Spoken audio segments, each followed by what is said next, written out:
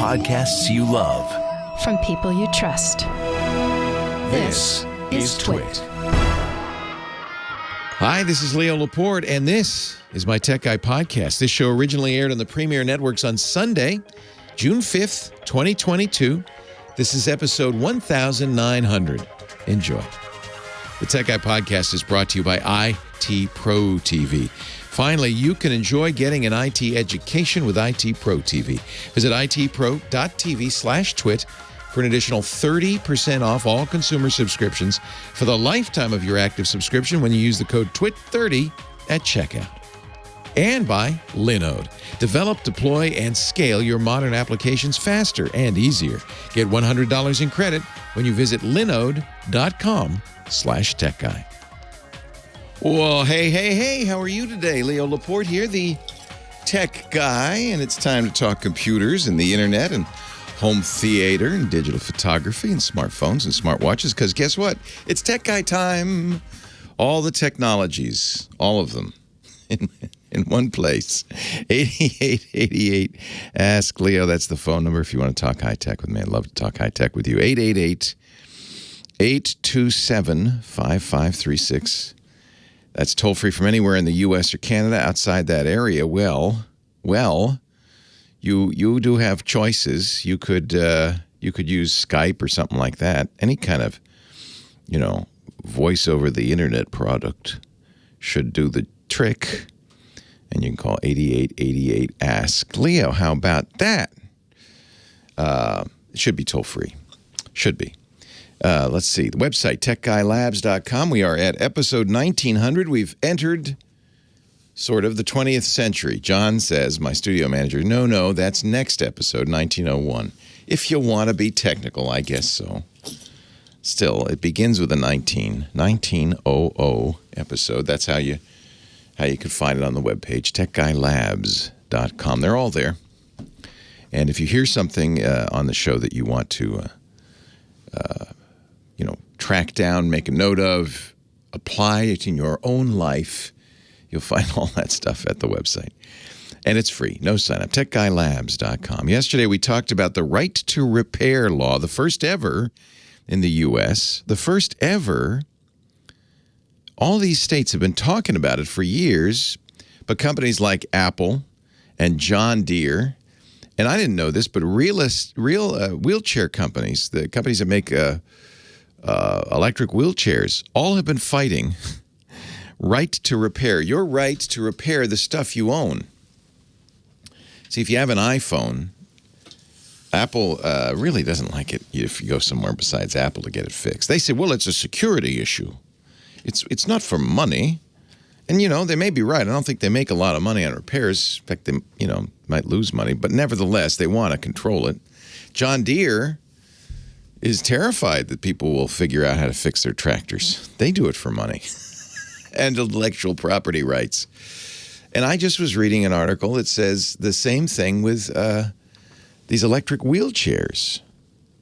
You can buy one, but you better not try to fix it, which is a problem.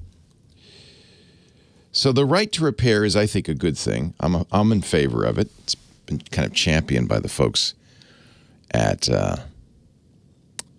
iFixit.com, because that's their business. They call themselves the repair manual for the internet, and they cover everything from McDonald's Happy Meals all the way up to your iPhone and how to fix it, and they even sell the parts, right? But it's hard to get the parts because these companies don't, they want to keep it to themselves.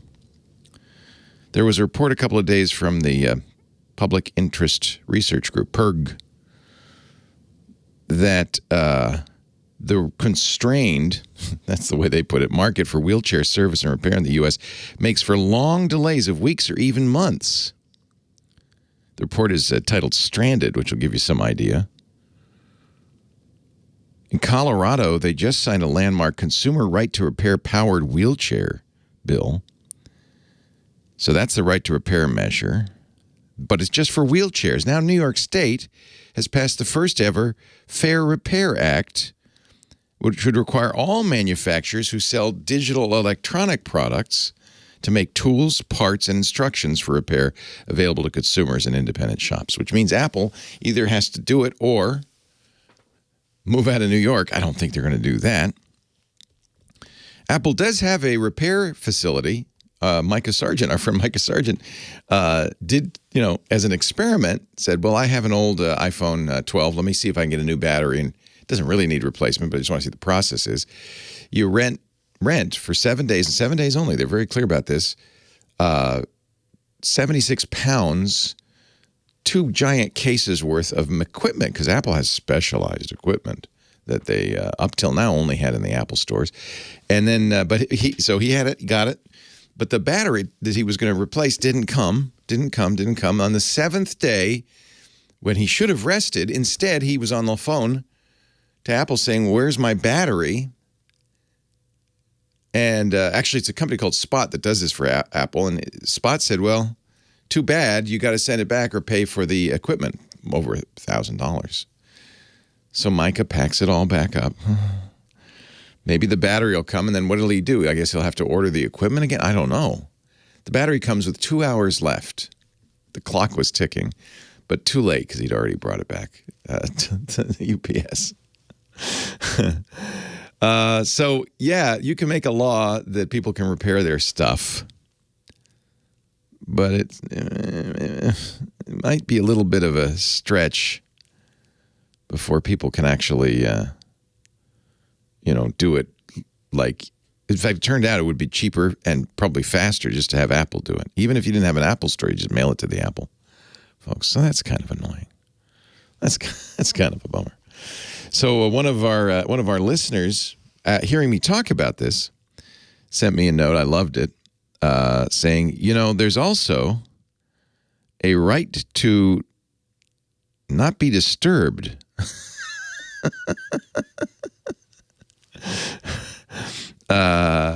The right. This is new in Canada. Bravo, Canada. Canada just passed. Actually, it's Ontario. The right to disconnect. Actually, they passed it a year ago, but I think it just became law June 2nd. Employers in Ontario, the province of Ontario, that's where Toronto is, with 25 or more employees must have a written policy, you're going to love this, on disconnecting outside business hours. It's the right to disconnect. The right to disconnect rule was part of an act which passed late last year called the Working for Workers Act. Disconnecting from work means not engaging in work-related communications, including emails, telephone calls, video calls, or the sending or reviewing of other messages so as to be free from the performance of work. Now, a lot of us work, 9 to 5, or in my case, 11 to 2 jobs. And, you're done. You go, all done. Take off your work clothes, put on your play clothes, go have some fun. But there are a lot of people, pretty much those, mid-level manager types, who are expected to be available at all times of the day or night. I'm thinking of my boss, because I feel bad. I sent an email to my boss. I love you, Julie. You're the greatest. I sent an email to my boss on Memorial Day, late at night, so that was Monday. It was about 10 or 11. And I thought of something, and you know how it is. You think of it. I said, well, I'm going to send this email real quick while I remember it. Fully not expecting her to respond Memorial Day night. But I think the expectation is that you will, for her job, she's a big shot. She runs the company. But she has, the company's owned by a bigger company. And anyway, she responded within 5 minutes, as she always does, sometimes from her iPhone. And so Julie, I think you'd like this. Disconnect, maybe not, actually. Maybe she actually likes to do that. Actually, you probably do. If you get a lot of emails, it's probably nice to get it out of the way. The new rules in Ontario only apply to people in Ontario. All employees, including managers and executives. Company policies have to outline. Do you like this? I think this would be a good law.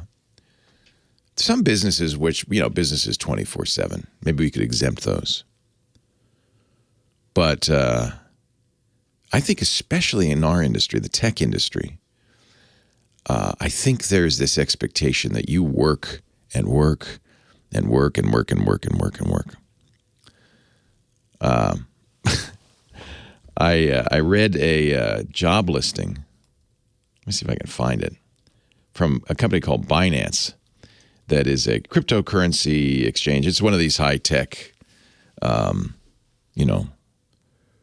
high-tech companies that does some sort of decentralized finance, they call it. And it was a job listing to work at Binance. Let me see if I can find this, because this will give you an idea of why you don't want to work at Silicon Valley. You don't want to work in the tech industry. And what the expectation is. Let me just search for this here. I can't find it. Oh, here it is. Here it is. This is, so they're looking for people. No, that's not it. Basically, the message was, you will work all day, every day, forever and ever, and night. And if you don't like it, at least they told them in the job listing. If you don't like it, you can forget it. Don't apply. At least they told them ahead of time. But holy cow. Holy cow. That's, would you sign up for a job like that? I guess the idea is that if you want to make $1 million in Silicon Valley, you want to get those stock options, you're expected. I think Steve Jobs started this. You should be expected to work day and night, sacrifice your family, your friends, your life, just so that you can, I guess, reap the rewards. Here it is. Let me see. Let me just read this for you. I found this at Binance. We don't work, we live it. Okay, if I were applying for that job, that might cause me to pause. No one ever asks you to work overtime. Oh, good. Or checks if you show up late in the morning. Oh, thank goodness. These concepts don't apply at Binance. We do whatever it takes to get whatever needs getting done. It ends up being a lot of overtime. We're always working. There's no off switch. If you have your sleeves rolled up and ready to sweat it for the long haul and be part of a team that will help to define finance for the world tomorrow, then read on. If not, you can save your lazy bum some reading. Lazy. You're lazy, I say. There is definitely this expectation, probably from our puritanical forebears, that you will work. You will not take time off. You will not take a break. You will not take August off as they do in France. You will work day and night. Now, I don't mind if you get stock options and the success of the company is your success. But so many of these companies, the success of the company is the owner's success. And you just get the paycheck and you get to work as much as you want. Thank you, Steve Jobs. We can blame you for setting that expectation, certainly in the Silicon Valley. Speaking of Steve Jobs, Apple has an event tomorrow. They begin their Worldwide Developers Conference. Do not get your hopes up. It's just a developers conference. About half the time at WWDC, they announce, hardware. Other half the time they don't. It's really more about, for developers, the next version of iOS for your iPhone and iPad, the next version of macOS for your Mac. And they certainly will be talking about that tomorrow. But all eyes will be watching. In fact, for the first time ever, Apple didn't stream these for a long time. I remember the iPad announcement. I got in trouble because they weren't streaming it. So I thought, well, I'll stream it. I got in a little trouble. Whoops. Steve gave me the stink eye. But I saw an ad. Was it Instagram? Somewhere, TikTok, somewhere. Watch the keynote tomorrow. An ad from Apple to watch the keynote tomorrow. So maybe they will announce something of general interest. I don't know. The hope is they might announce new MacBook Airs with a newer version of their M1 chip. I have to say, everybody I talk to, all the rumor mongers, the people like Mark Gurman, have been saying, yeah, maybe not. Like they have an idea. Apple's dropped a hint. Don't get your hopes up. Anyway, I guess the advice still stands. If you're in the market today for an Apple product, except maybe the iPhone, they won't announce an iPhone tomorrow. But like a Mac, wait until just see what they say tomorrow. Just see. 8888 Ask Leo. I'll talk about whatever it is they announce next week. 888-827-5536. Website, techguylabs.com. Hey, let's go to the phones. Take your calls. Coming up next. Is there Sam today or no Sam? Is there Sam today? There's no Sam. No Sam or Chris. There's me. Rod is going to be here. Oh, because we thought there'd be nobody today. Right. Rod has said, "Oh, I can do it. All right. All right." Like I'm going to have to get up into. Is that thing dead again? The camera's on, so I'm suspecting it's the mini converter. Okay. It's up in the Camera's on, but there's no one home. up there. So That's all right. I won't do anything over my shoulder for the rest Speaking of the working show. night and day, Yes, John. You don't have to work night. it's about. You are gonna work your day off tomorrow, though. The emails and the texts started coming in. What happened? Power out. Oh, I'm sorry. Here? It hadn't come back by 12:30. Do you see that? There are many things I'm still resolving. Oh my God! The power went out. So it didn't resolve by 12:30. So I came in. It was the whole area. The signals were out. Oh my! But all the shops over there, everything across the street was out. So this whole thing was out. Oh my! I turned off some UPSs that were beeping, and then I went home. Oh, thank you. 1:30 it came back on, so I came back in. Yeah. Many stories to tell, but the last story was, and this is still being resolved. And I have some other issues in the other studio I'm still trying to figure out. Yes. Laura called at 10:45 saying, "Hey, I can't connect to your Comrexes." So I had to get up. Oh, and my ask God. Comrexes, and it was. Why? Well, power cycling fixed it. It was very difficult to power cycle them though because of the way they're very tiny. You wouldn't think that if the power went out and then came back on that they wouldn't just come. Apparently they were on. I still can't get to their webpage, but once I power cycled them, Laura was able to connect. Wow. There's no button on the front. There's no light. There's not even a light. There's no on-off switch or anything. Yeah. So you have to get in the back there. Well, thank you, I had John. several issues with several machines, including the streaming box. Oh my God. But most things are. We're looking along right now. Why aren't we better protected? I guess that would be hard. Well, We'd have to put UPSs on everything. Everything is. There's a couple Holy of boxes cow. that didn't come back on that I need to talk to Russell about because they're new boxes and they maybe haven't been configured to come on the network. Or Wow. And other things are just a mystery. Like I can't get my headphone app to work, and I can't figure that out. It has power. I wonder if there was a massive surge or something. Yeah. Anyway, still, and then there were many clocks to set. Yeah. Holy cow. Not my good clock, though. No, but all the clocks that are. But this clock, that clock is a pain to set. This clock. And the Nixie. Oh, and the Nixie. Oh, my God. I still haven't set the ones in there, but anyway. Well, prioritize. Thank you. Sorry. Holy cow. I'm happy that I'm able to do these things. Okay. Holy cow. After that whole thing about, you don't have to work day and night. Whoops. Whoopsies. Ladies and gentlemen, boys and girls, children of all ages, it's time to say hello to Kim Schaffer, the phone angel. Hello, Kim Schaffer. Hello. Is that the same song we heard yesterday? No. Oh, I was going to say. She's playing a different part of it. Didn't think it was the same one. So, after I did that whole spiel on, yes. you should only work 9 to 5. You shouldn't have to work extra hours. Exactly. Having some personal time. Personal time.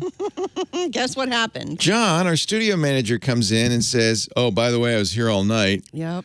because the power went out and things didn't come back on when it came back on." And I feel like a jerk. John is a superhero. He's amazing.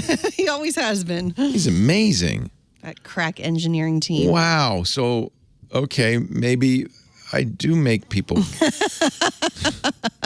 You just didn't know it. I just didn't Sometimes know it takes somebody to let you know. Holy cow. You weren't here all night, were you? No, I wasn't. You're good, right? You just, I don't send you messages in the middle of... No, I just stumble in at, maybe 2 minutes before you. Maybe that's because we're not as important as John John's is. the important one. Yeah. He keeps the wheels turning. Yeah, holy cow.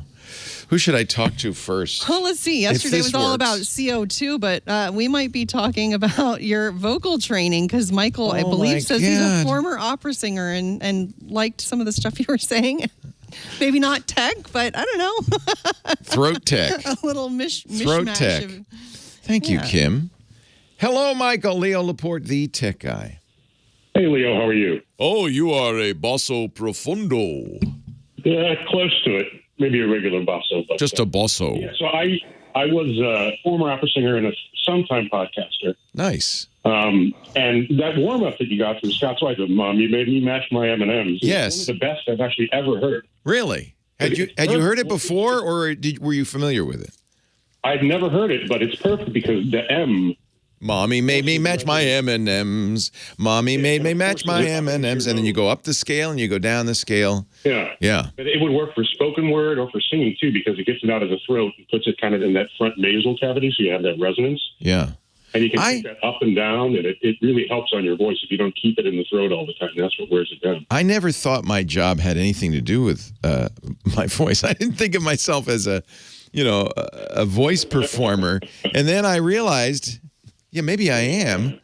I talk for hours a day, and I've never done any warm-up or any of that stuff. So it's probably a good idea. And what I was afraid of is as you get older, sometimes people's voices start to crack and they get I do not. frail sounding, like Dan Rather and Tom Brokaw. They sound old, and You always had a little bit of a throat. So thank you for confirming. Mommy made me match my M&Ms. Yeah. And I was using that training all the time when I was podcasting. Thank you, Michael. I appreciate it. Leo Laporte, the tech guy. More calls still to come. Stay here. Stay here. Stay here.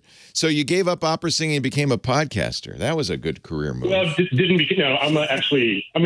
the podcast. I called you on and off, like, back from, hey, how do I do mix minus on this mix? Yeah. I remember. Yeah. But I still do the show, but I'm a tech recruiter now. I've been doing it for the last 12 years. So you spend time on the phone then. Do you still do your vocal warm-ups? Not as much for work. It just kind of comes naturally. Yeah. It just becomes a muscle. Well, what Scott's wife told me, which was interesting, is that as you get older, I think I mentioned this yesterday, as you get older, it's less important that you kind of come from your diaphragm. You're going to do that anyway because everything's going to sag. So she said, work up to your throat now. She says, this is hard for trained singers and people who've been trained all their life because when they're young, they say, get out of your throat, get down to your diaphragm. And she said, now it's the other way around. So sometimes she said that's hard for people to Yeah. Well, certainly people can, if they have a good technique and they've been singing healthy and singing the right rep, they can sing well into the 60s. They can get up, yeah. Successfully. So I'll tell you where I found that. Mommy made me match my M&Ms.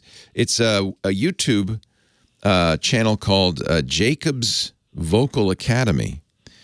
And it's jacobsvocalacademy.com. And they had a 10-minute vocal warm-up, which I was just doing, the 10-minute vocal warm-up. John, can I help you? No, I got... Oh, okay. Oh, you got it working. Nice job. I was turning the wrong camera on. Oh, doi. Dee. Room camera was on. So, this is, let me see if I can, you might be able to hear it if I turn the volume on. So he plays the piano, and then you do the, Mommy made me match my M&Ms. Me made me match my M&Ms. That's a good one. Isn't that funny? Anyway, it's on YouTube, so I figured, well, I could just ask my Echo or my Google Voice. I could say, do my vocal warm-up, and then I can do the vocal warm-up. Yeah. Well, I appreciate it. It's good to hear from you, Michael. Absolutely. Yeah. Listen to all your shows. So. Thank you. Have a great day. Have a great show today. Bye. Bye-bye. Mommy made me match my M&Ms. Thank you, Professor Laura, for playing a song that I cannot sing. I think she did it on purpose. 8888 Ask Leo. Normally at this hour, Sam Samad would be here, but he's out racing. He's racing. He's driving his car really fast, but he's doing it legally racing, not street racing. Do you ever see what do they call those street shows? What do they call those, Laura? There's a name for it where the kids, they come out in the middle of the night and they do all kinds of weird, drag racing and spinning and burn. What do they call that? Slip sliding when you're going around. Street shows. I think that's what they call it.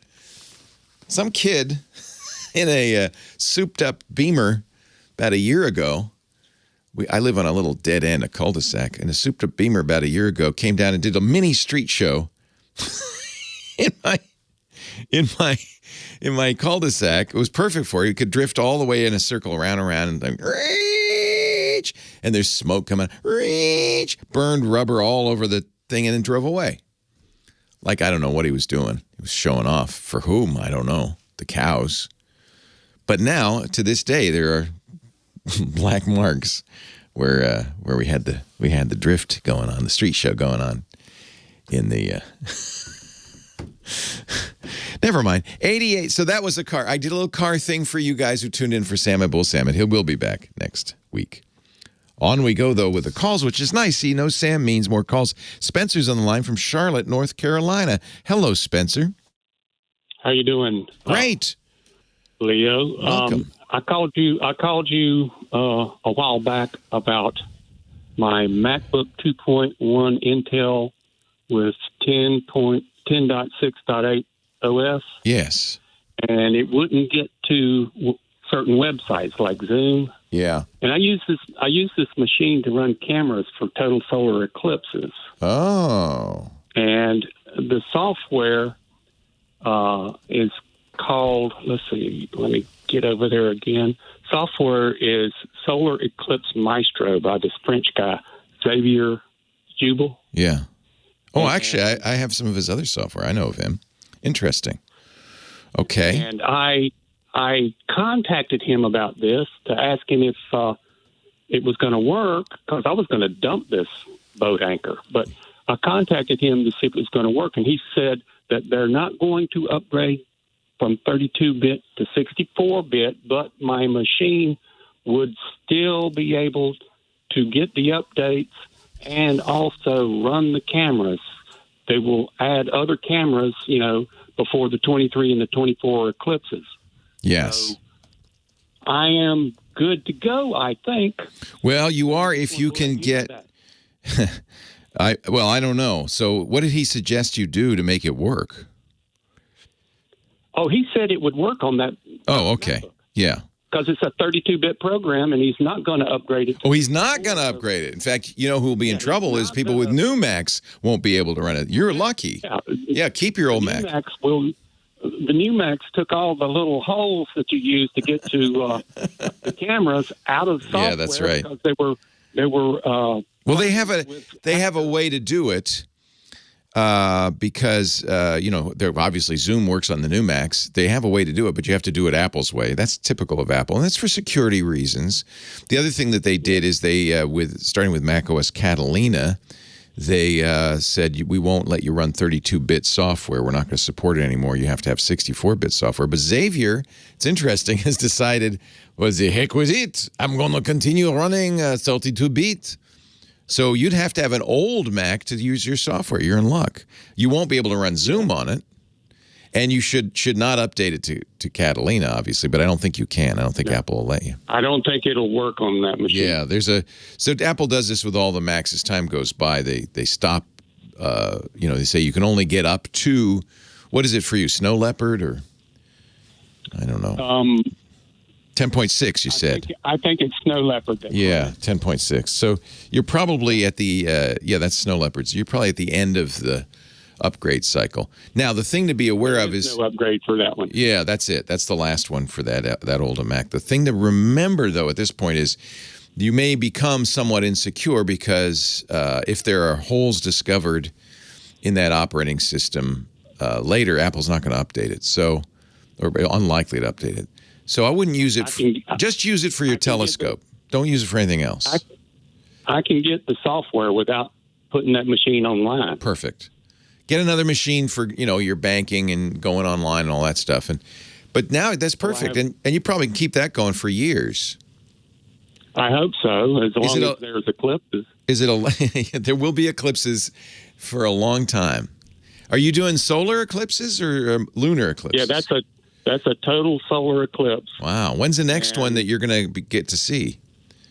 Well, the 23 eclipse is what is called an annular eclipse, and that is when the moon is too small to cover up the sun, so there's a ring of fire all the way around. How cool is that? That's in October of 23, and then the following April of 24, April the 8th, which is a Monday, it goes through Texas and up through the Northeast. Yay! And where you won't have to go anywhere. Where I will be is 4 minutes and 22 seconds of totality. That's fantastic. So you're getting ready for 2 years from now. Yeah. Yeah, and I've seen 6 total eclipses over my lifetime. Wow. You have to travel most of the time, don't you? Oh, yeah. Went to Aruba in 98 by selling these little red blinking lights that you get out of bars. What do the red blinking lights do? What are they for? Well, if you've ever been to a star party, it's dark. You turn on the white flashlight, and you have a brick hit you in the head. What? It destroys your night vision. Oh, it's so bright. Yes. So you need little red lights that don't hurt your eyes. Got it. Yeah, I was in a bar one time, and I saw these little red blinking lights that they were using as party favors, like for, So you sell them as flashlights? No. What I sold them for was you stick them to the leg of the telescope, and nobody trips over it. Brilliant. And they don't harm your night vision. No, and I had about 600 or 700 of these things, and sold them for $4 a piece, and was able to buy tickets to Aruba. That's awesome. That's awesome. We went down. It's been about 10, 15 years. When was the Australian eclipse? We went down to Cairns, as they pronounce it, got on a cruise ship with the Astronomy magazine. And unfortunately, there was a cloudy day. The eclipse began, and the captain of the ship decided to move. He was afraid it was going to get blocked, and there was almost a mutiny. Yeah, but I saw enough of it. It was pretty darn cool. I can see. Been there and done that. Yeah, better to be on dry land with a clear sky. We were on Jubilee from Carnival in Mazatlan in, 91? Uh-huh. And Mazatlan was getting clouded in. Oh, no. About 60 of us went to the captain and said, "Move it. We will sink the boat here unless you take it out." Move it, Cap. Did he? Yeah. And we saw a 6 minute and 45-second eclipse. Nice. John, you went up to Oregon. Our studio manager went up to Oregon, right, to see your eclipse last year. That was a nice one, too. 2017? Maybe it was 17. Yeah, it was. It was a few years ago. Yeah. Well, it's a pleasure talking to you. Yes, you're lucky. Xavier Hubert is not going to change this software. You are still going to be able to see the eclipse. Congratulations. That's right. Très bien. Au revoir. Leo Laporte, the tech guy. What year was that you went up there? 2017. It was the 2017, yeah. Here's a picture of my red flashlight. So you had a red flashlight. Look at that. John had a red flashlight. Can you believe it? He knew exactly what you were talking about. Yep. Let me show you the picture. Oh, look at that. So it didn't harm your night. It's just like a dark room. It didn't harm your... Yeah.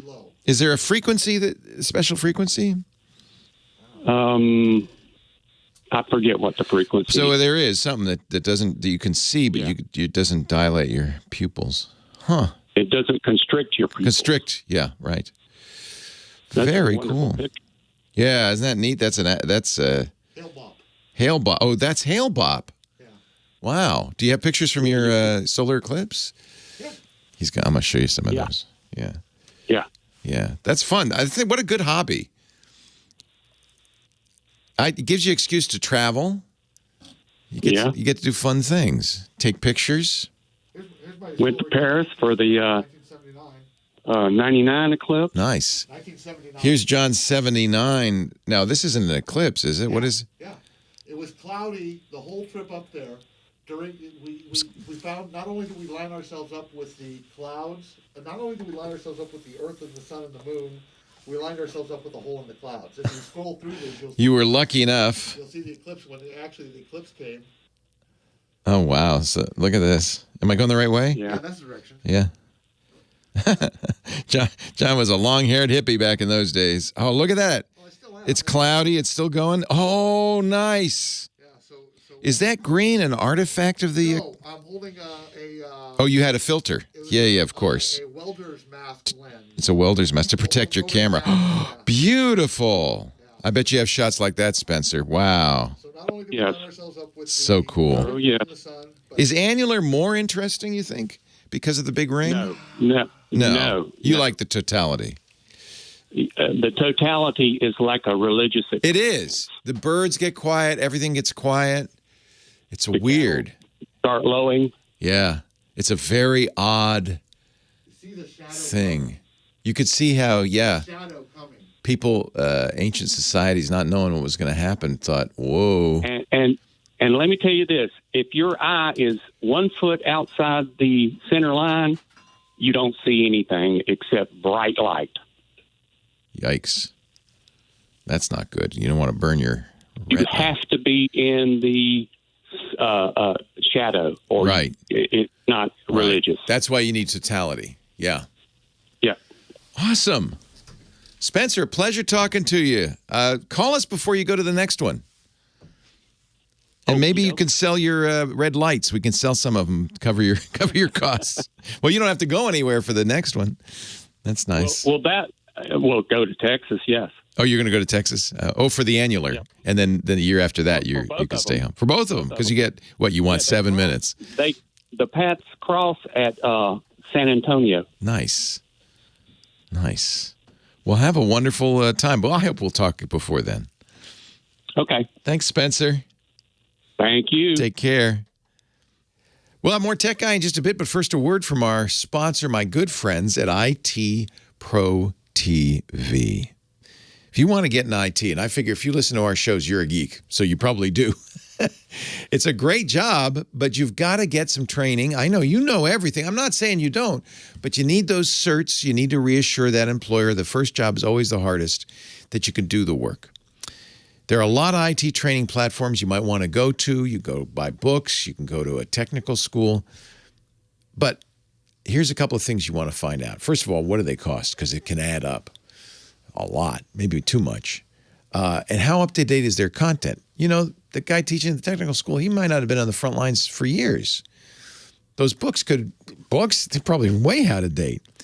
I want you to get the best possible IT training and the best possible certs with IT Pro TV. Why? Because they're always up to date. They're trainers. They call them edutainers, but they are really good. They are professionals who work in the field. They know this stuff, and their passion for the stuff makes it fun to watch. So you'll really enjoy learning. And IT Pro TV has all sorts of support systems for you. They've got virtual labs, so you don't even need to have a Windows server or Windows computers to learn how, for instance, as an example, to maintain them. You spin it up in a browser. It's all virtual. It's great. Something goes wrong, you close the tab, and nobody knew. They have practice exams, so you can take the test before you take the test. That's really helpful if you're getting those certs. The episodes are very binge-worthy, but they're nice because they divide them up into 20 or 30-minute segments, so you can watch it during lunch break or to break. You know, it's very easy to watch. And, man, it's everywhere. So you can listen to it in your car. You can watch it on your computer. You can watch it on your big screen TV. And there is a ton of IT training, and it's always up to date. 5,800 hours of training. They have 7 studios operating all day, Monday through Friday, to keep that up to date. And content goes from the studios to the library within 24 hours. So you need to do that. The software changes, exams change. You get new software, new certs all the time, right? One reviewer said about the hosts, quote, most engaging hosts I've ever watched. I highly recommend IT Pro TV, not only to IT professionals, but also to people who have an interest in IT but don't know where to start. Very educational, very entertaining. That's nice. You can read a lot of reviews online at itpro.tv. They've got courses on that basic cert that almost everybody starts with, the CompTIA A+, Core 1 and Core 2 series. This is designed for professionals who support today's core technologies, security, networking, virtualization, and more. CompTIA's A+ cert is an industry standard for launching IT careers in today's digital world. You learn about hardware, operating systems, networking, security, troubleshooting. It really is a lot of fun. You'll learn a lot. Coming up, just a few days off, June 11th and 12th, next weekend. You don't want to miss their free project management weekend. Head to the website, itpro.tv/twit, and you'll get free courses and more information on a kind of a different area of IT, but one that's very handy to know about, project management. 2 live free webinars coming up this month. These are free, by the way. All things cybersecurity, hacking your way into the field. That's with Daniel Lowry and Zach Hill, 2 of their best. That's Thursday, a week from this coming Thursday, June 16th, 2 p.m. Eastern. The Future of Project Management. That's June 23rd, Chris Ward and Kelly Mack, 2 p.m. Eastern. Both of those you can watch live. In fact, I recommend it because you can ask questions and get, it's more interactive, but they also have them on demand after the fact. And if you've got an IT team, IT Pro TV has training for them. Their business plan is great. Highly recommend that for your business to keep your IT team up to date. And, they appreciate it. They like the extra education, the extra information, the chance to upskill and so forth. Visit itpro.tv/twit for an additional 30% off your consumer subscriptions for as long as you stay active. Just use the code TWIT30. That's a great deal. 30% off basically forever. As long as you stay active, as long as you stay a member. itpro.tv/twit. Offer code TWIT30 for an additional 30% off for the lifetime of your active subscription. IT Pro TV. Build or expand your IT career and enjoy the journey. And we thank them so much for their support of the Tech Guy Show. Remember, itpro.tv/twit. Offer code TWIT30. That supports us when you use that. So thank you. Now back to the show.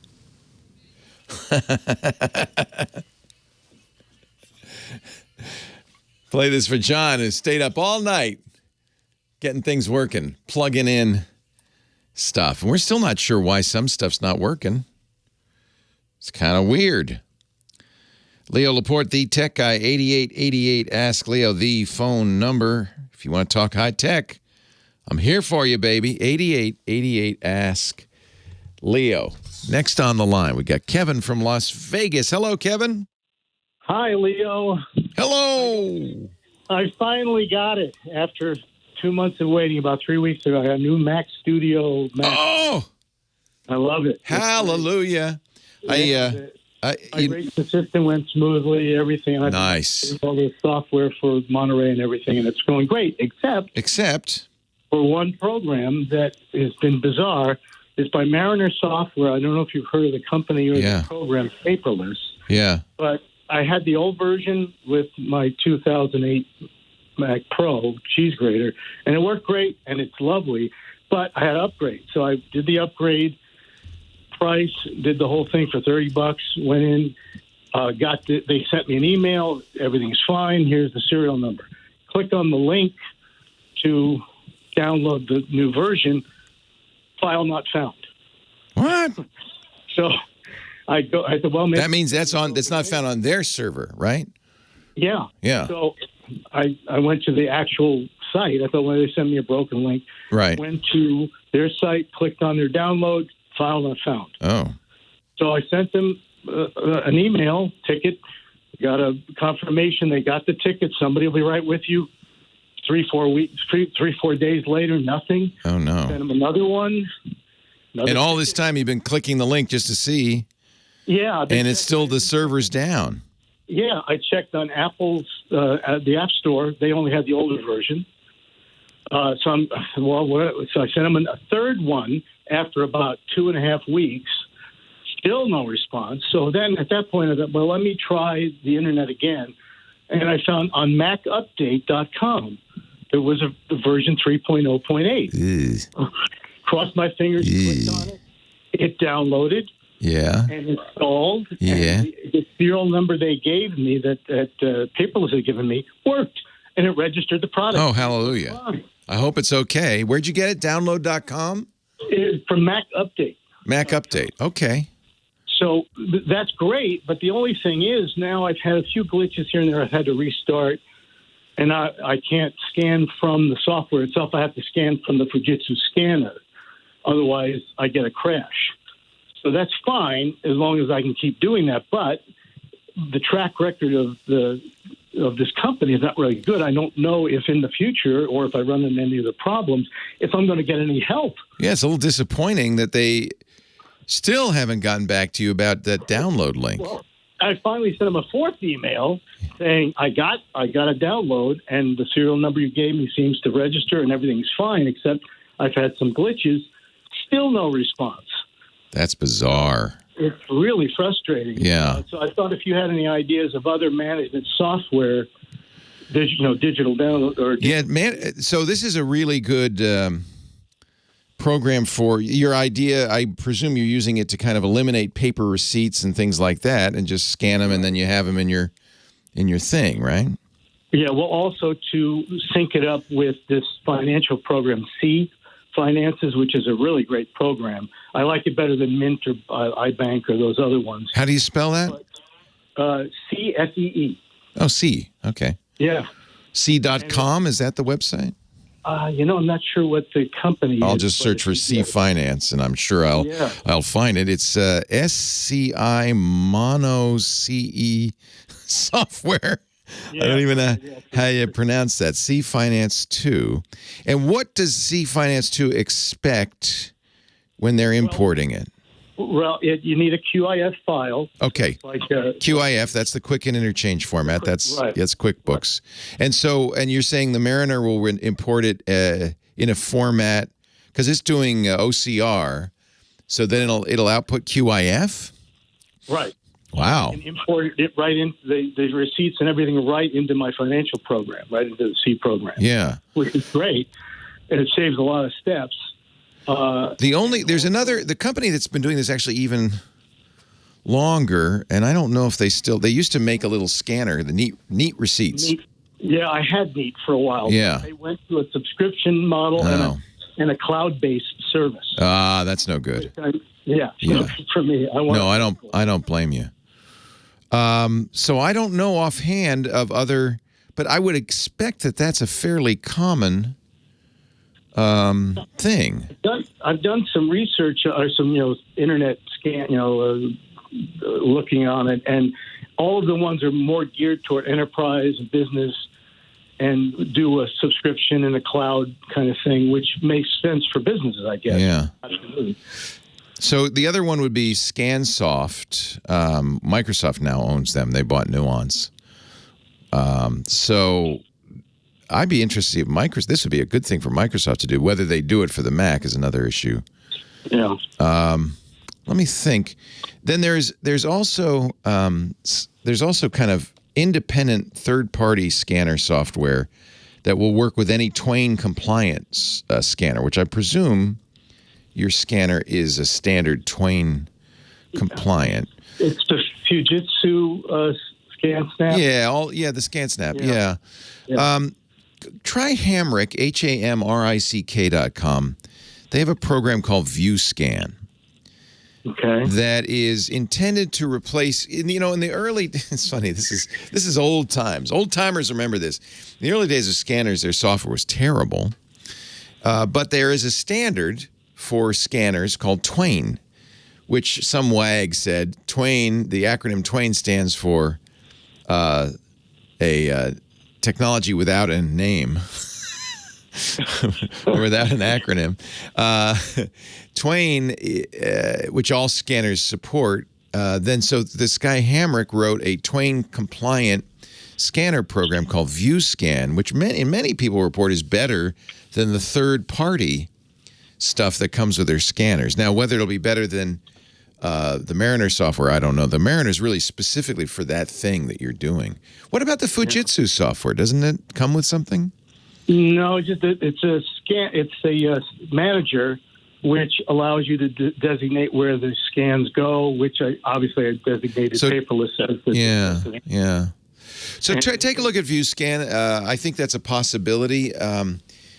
So you're saying that the Mariner software will scan the receipt and automatically read the text with OCR, optical character recognition, and turn it into a QIF file format that you can then import with your financial software? Well, it doesn't do it automatically. I have to click on it to export it as a QIF file. But so once it imports it, I can then rearrange and add text and other things to the fields to manage it, put it in different folders.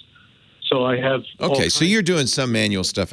Yeah, take a look at ViewScan. I'm sure it will look with the Fujitsu. TWiT stands for Technology Without an Interesting Name. There we go. I don't know if that's what it actually stands for. But I would take a look at it. And you have a brand new Mac Studio, which means whatever you use is going to have to be 64-bit. Right. Just as we were talking about with our previous caller. Yeah. Those, by the way, I was just checking because I want to get, for my son's birthday, which is August, late August, I want to get him a Mac Studio. And if you customize it at all, 10 to 12 weeks out. Yeah. Apple's now 3 months out. I waited 2 months, and I finally got it 3 weeks ago. So, Well, I think, and I ordered a Dell laptop, which Dell makes in Shanghai, and Dell made it pretty quickly, but Shanghai was locked down, and it only just shipped the minute Shanghai got unlocked, which was a couple of days ago. So I think maybe that's why maybe, I don't know where Apple makes those, probably in Shenzhen, but the COVID lockdown in China has really hurt supply chains, already damaged, right? I'm glad you got yours. And if anybody has some suggestions for better software, give us a ring. Leo Laporte, the tech guy.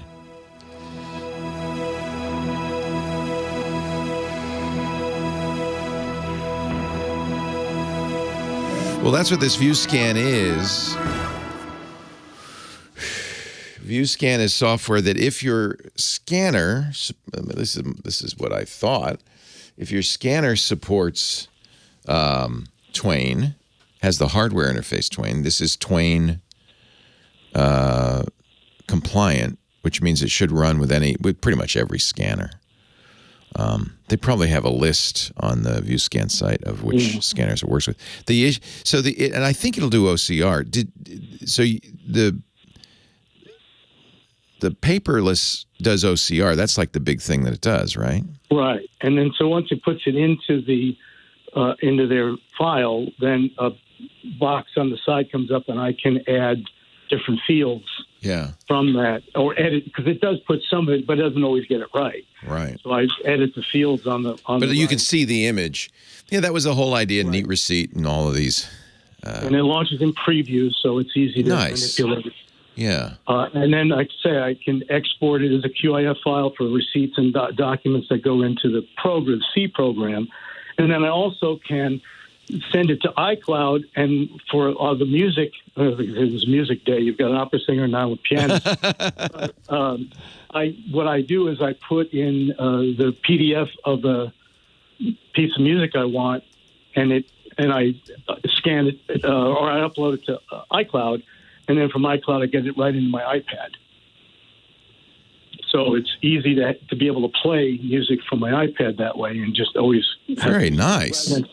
Rather than scanning from the iPad, because that's. How do you turn the pages? With the program, what's the name of the program? It allows you to tap the screen and do it.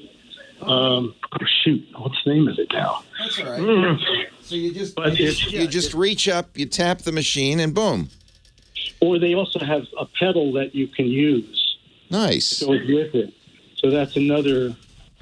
Fourscore. Fourscore. Okay. FORSCORE. Cool. That's cool.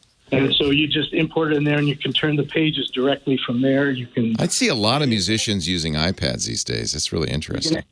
Annotate with my Apple Pencil, which is a lot better than, because if a director suddenly decides he's changing his mind, you can make a quick erasure with the pencil and change it. Especially nice. Musical theater shows that I've done too, that there's a lot of scratching out and changing there. Oh, interesting. Interesting. So I'm semi-retired. I moved from the Bay Area. I was working as a musician and a teacher there.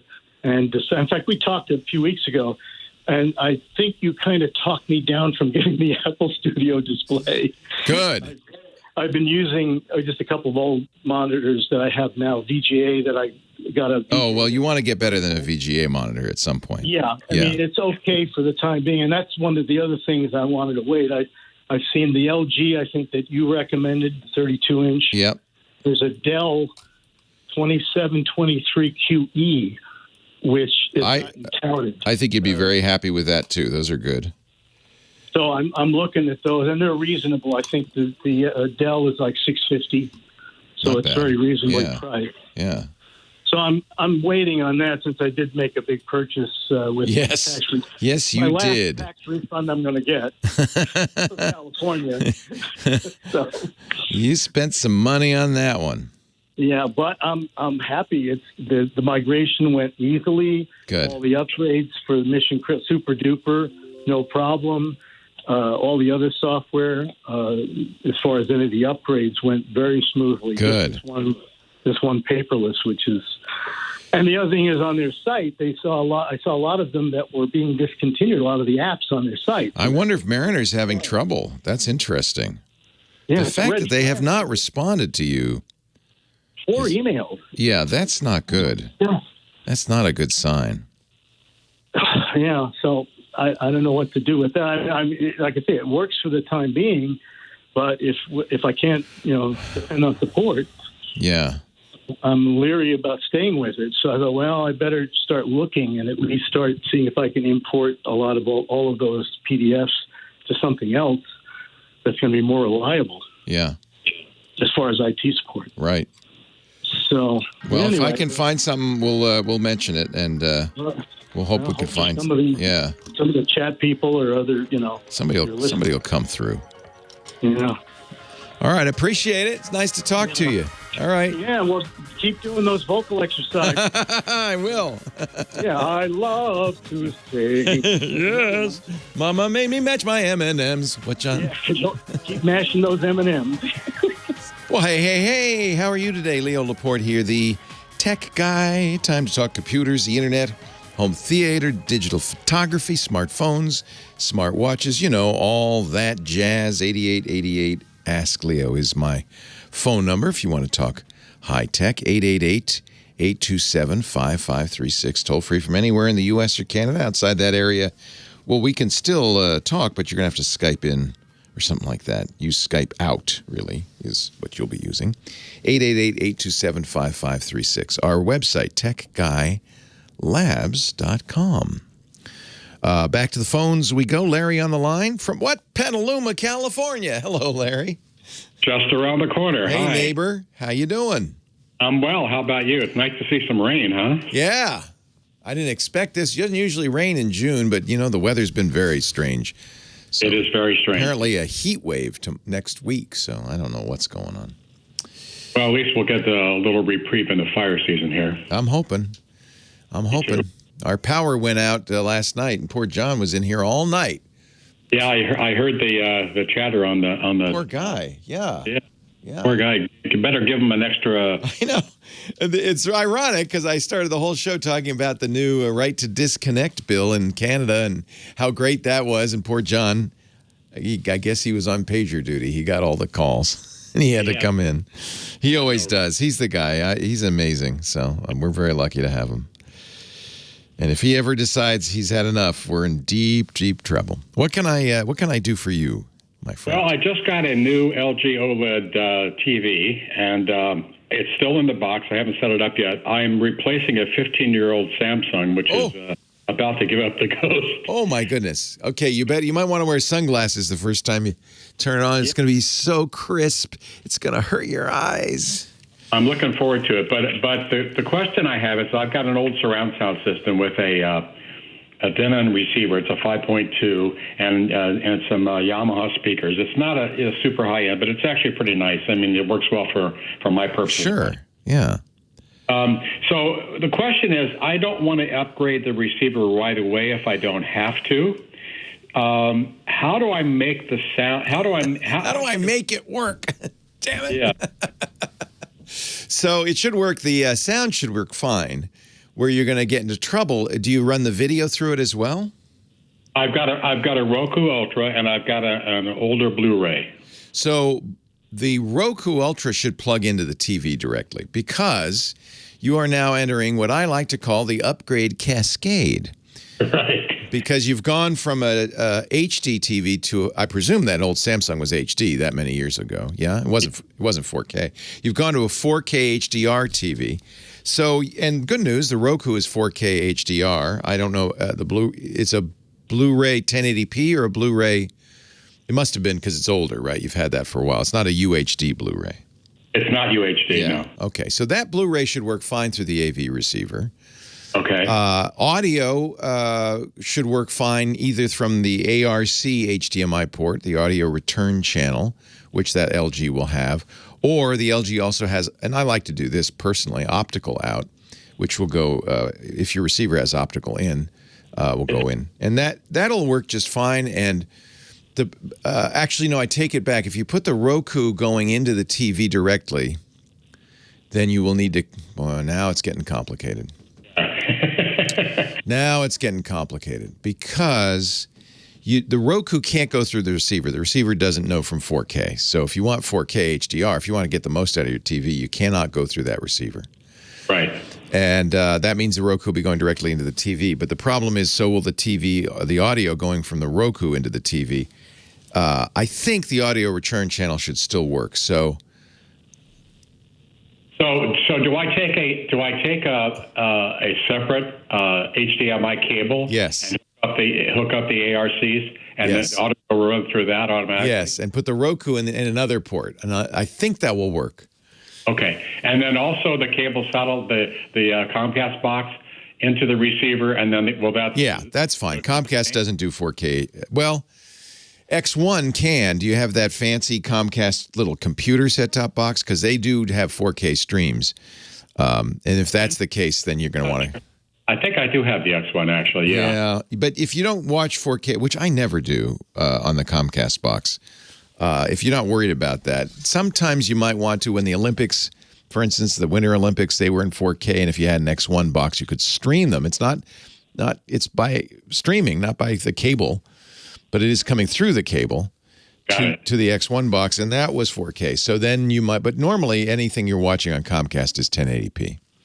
So run everything through the TV, and then run now. I know it's confusing. This is why we call the upgrade cascade, because eventually you're going to want to get a 4K capable AV receiver, and then everything will go into that. That'll go into the TV, and all of this will be simplified. But until then, the Roku and any 4K source has to go directly into the TV. Leave the I'm guessing here, but leave the ARC port available and connect that into the input, the HDMI input on your receiver, and you're going to leave your receiver on that when you're watching the Roku. I think you might have to go into the settings on the LG and say, route that audio that way. That may also work with optical. Okay. Here's what's confusing, though, Leo. On the receiver, the HDMI, the ARC HDMI says out. Yeah. No, you don't want. You just want a regular HDMI in because it's going to get audio in. The out is to feed the TV. But normally, you don't care about ARC on the receiver. You care about ARC on the TV. That's right. The audio return channel. Yeah, you don't worry about that. So you'll be going into, on the back of your receiver, I presume, it's recent enough you have some HDMI ports. That's interesting. Yeah, I've got 5 ports plus the ARC. Yeah. So you're just going to take one of the inputs. The ARC is supposed to go to the TV. You can continue to have that to go to the TV. Okay. But you're going to take one of the inputs, go into the receiver, and leave the receiver on when you want to hear the Roku. You're going to want to leave the receiver on that port. The Roku will play video into your TV, and then this is the only trick, and I'm pretty sure this will work. The TV, and you may have to do this in the menu settings, needs to take the Roku audio, the audio is coming directly into the TV, and route it through ARC to your receiver. Optical, it may also, if it doesn't work with ARC, it should work with optical, but you'll need to tell it, put the audio here. The audio you're getting from the HDMI port, put it here so I can hear it on the speakers. Okay. I think I may have to get a 4K receiver earlier than I expected, but I'll try it. I think you're going to be able to get it to work. I have faith in you. Okay. I understand. It's a little complicated, and this is why I call it the upgrade cascade. You already did the first part, which is you got at least one 4K input device. Right. That TV is a smart TV, so you can also watch Netflix. In fact, if the Roku doesn't work, the LG has its own WebOS-based smart TV channels. Right. That will absolutely work with the ARC. Okay. Yeah, and it'll upscale most anything else as best. Yeah, but you bought a 4K HDR TV to watch native 4K content, so upscaling's fine, but come on, man. Don't you want the real thing? I do, but I'm wondering how much 4K content is there other than the Roku? I don't know. Is there much on Comcast? There isn't, because broadcast television, most of the stuff, and none of the cable channels, none of them do 4K. It's all 4K is through streaming. So the X1, because it is an internet-connected streaming box, will sometimes do that. For instance, if you wanted to watch some sports in 4K, Fox Sports 1 does it over there. That's their streaming channel. So if you watch Fox on your regular cable, it's going to be it won't even be 1080p, probably 720p at best. But if you want 4K, you would then use a streaming device like the Roku to watch it. Okay, got it. Okay, well, it sounds like I've got my work cut out for me. Well, yeah, or get your checkbook out. But I tell you what, as soon as you unbox this and you turn it on and you watch something in 4K, you will understand why it's worth the effort. I got it. It really is. Feeling about 2 weeks later, I'm going to buy the receiver. Yeah. They're not, you know what? They're not that expensive. I have an inexpensive Denon receiver. They're very good. Onkyo makes good ones. And it just simplifies the whole thing. Makes it a lot easier. So broadcast is 720p or maybe 1080i if it's HD. But if you're watching Netflix, they have a lot of 4K content. Most of the streaming content now, a lot of it's 4K. Amazon Prime has 4K content, and it'll say 4K. If you get an Apple TV and buy movies on it, for instance, and it's a 4K Apple TV, all that'll be 4K. Essentially, you eliminate the need for physical media. You no longer need to buy Blu-ray discs or UHD drives or any of that stuff. What a world. 8888 Ask Leo. This stuff's complicated. I understand. 888-827-5536. More calls still to come. Leo Laporte, the tech guy.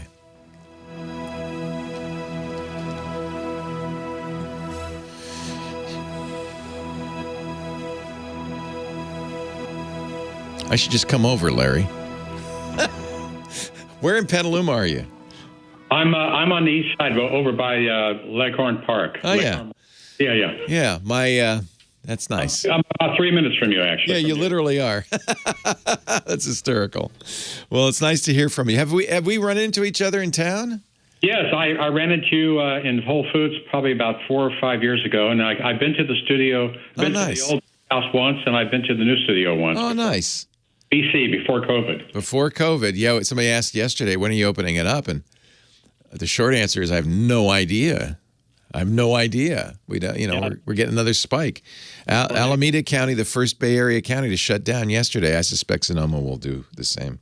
Well, Sonoma numbers are going down as of, hallelujah. But they're still up. I mean, there's over 4,000 active cases. Wow. Press Democrat. And, I've been wearing, I'm an older fart, and I've been wearing the N95 when I go like Whole Foods. I go. Yeah, me too. Yeah, me too. People are being careless again, so that's the problem. Right. And everybody I know, my trainer has it now. His whole family has had it. Everybody I know, we escaped it for 2 years. Nobody at TWiT had it. One of our staffers got it. I think more than one now. And so, yeah, it's just become. It's funny. I think there's more of it than there used to be. The good news is everybody here is vaccinated, so even if they get it, it's been mild so far anyway. Knock on wood. Okay, so and there's now a BA4 and a BA5 or something. It sounds like HDMI ports, It's just as bad, isn't it? Oh, Lord. Larry, a pleasure. Which Denon do you have? Oh, boy. Let me look. I'll go on Amazon, and I'll tell you. I know. I can just search my. I purchase everything on Amazon. That makes it easy. I can just. I have to sign in. I got a new computer, which means nothing works. Nothing works. Got to sign in everywhere. I hate that feeling. I know, it's a pain. Yeah.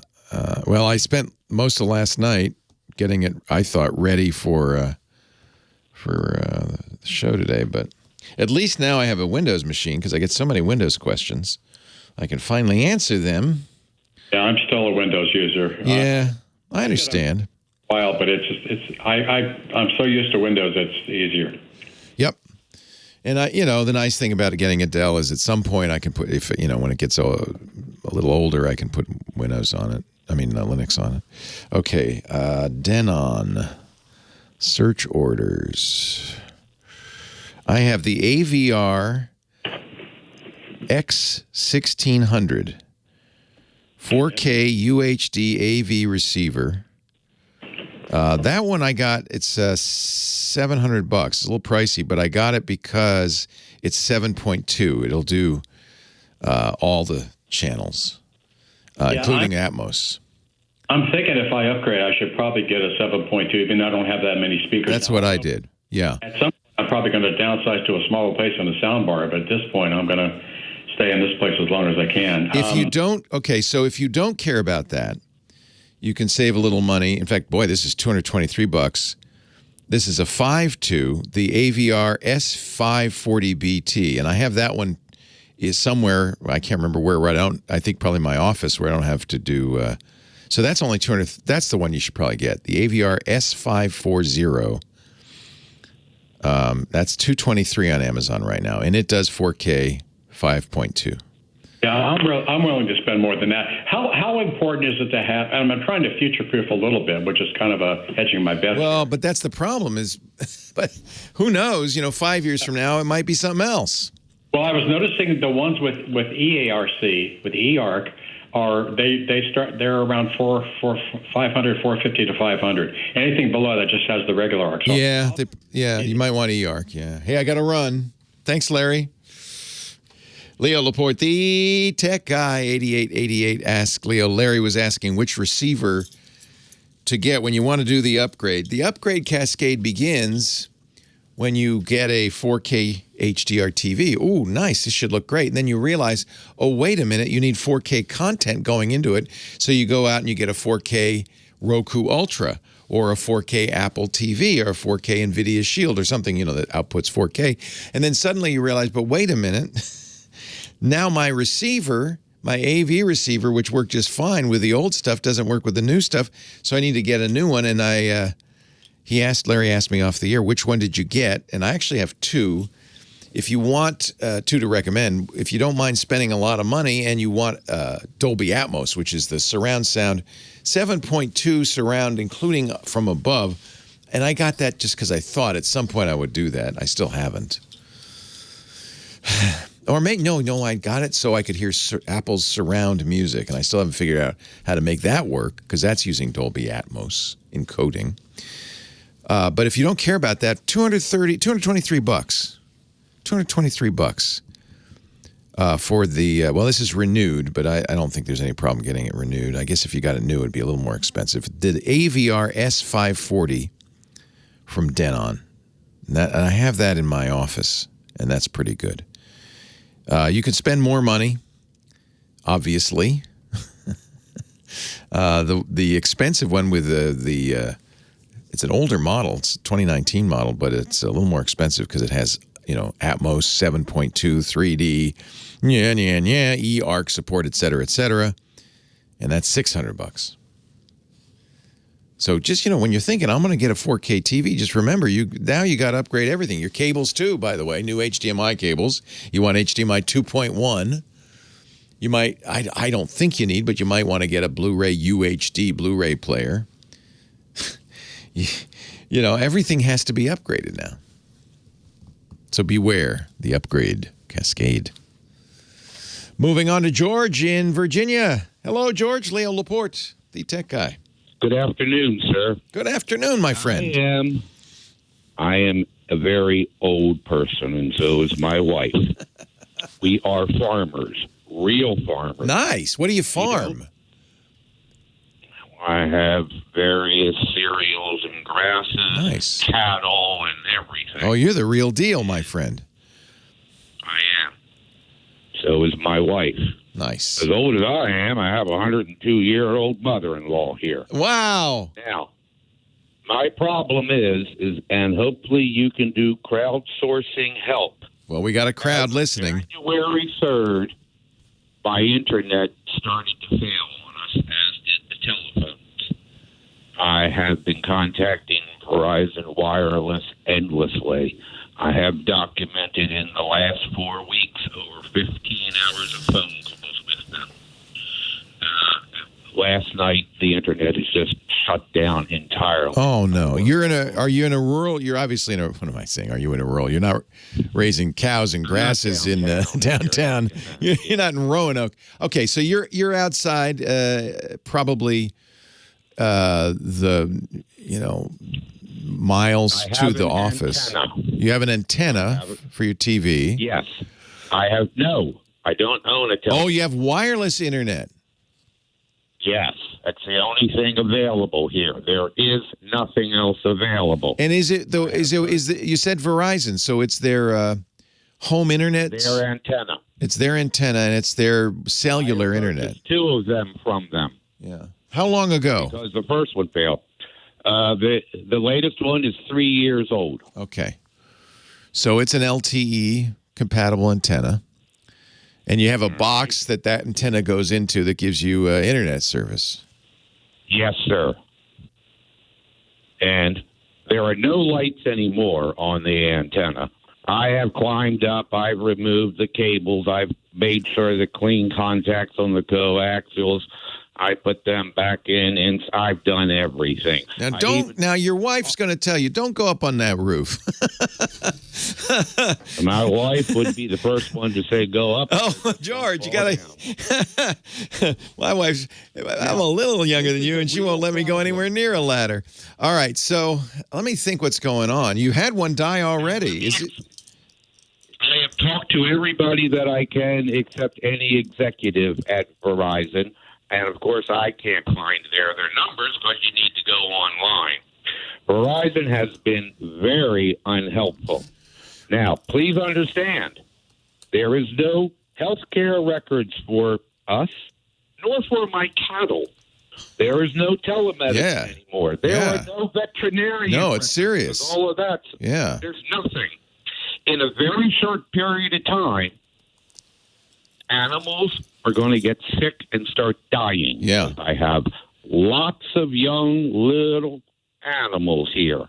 I have an extraordinarily gorgeous farm. Oh, it's been farmed since 1750. Holy moly. Known for having the largest amount of rare birds in multiple counties in Virginia, along with exotic native plants that aren't seen other places that I don't even tell people about. It's full of butterflies. The place is gorgeous. And Can I move in with you, George? So here's the deal. Maybe it's time to go to another provider. I'll tell you what. I'm going to put you on hold, and we'll get your phone number. Or actually, let me get your well, you don't have email, do you? We'll have to get your phone number, and maybe somebody from Verizon is listening and will call and say, we can help George. They're certainly getting a black mark for how they've helped you so far. It looks like they I don't know if they have a new home internet solution, and maybe that's why they've somehow discontinued the old school way of doing it. I got it for my daughter, by the way. Now she's in a metro area, and it works great. That's the 5G solution. But T-Mobile also offers similar. This is an interesting, and of course there's Elon Musk's Starlink, which might be your best bet. It's $99 a month, and I think the price is going up, and it's $400, $500 for the antennas, but that comes down from the satellite, and that works a little better. It might be worth looking at. Leo Laporte, the tech guy. Let me put you on hold, and we can get your phone number in case somebody calls. You can't email. We need a phone number, Mike B, because he can't email him, right? Because he doesn't have any internet at all. I think Starlink is probably going to be your best bet, especially since you run the whole farm on it.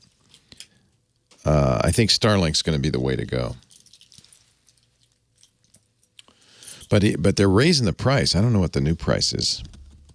Let me see. $110 a month.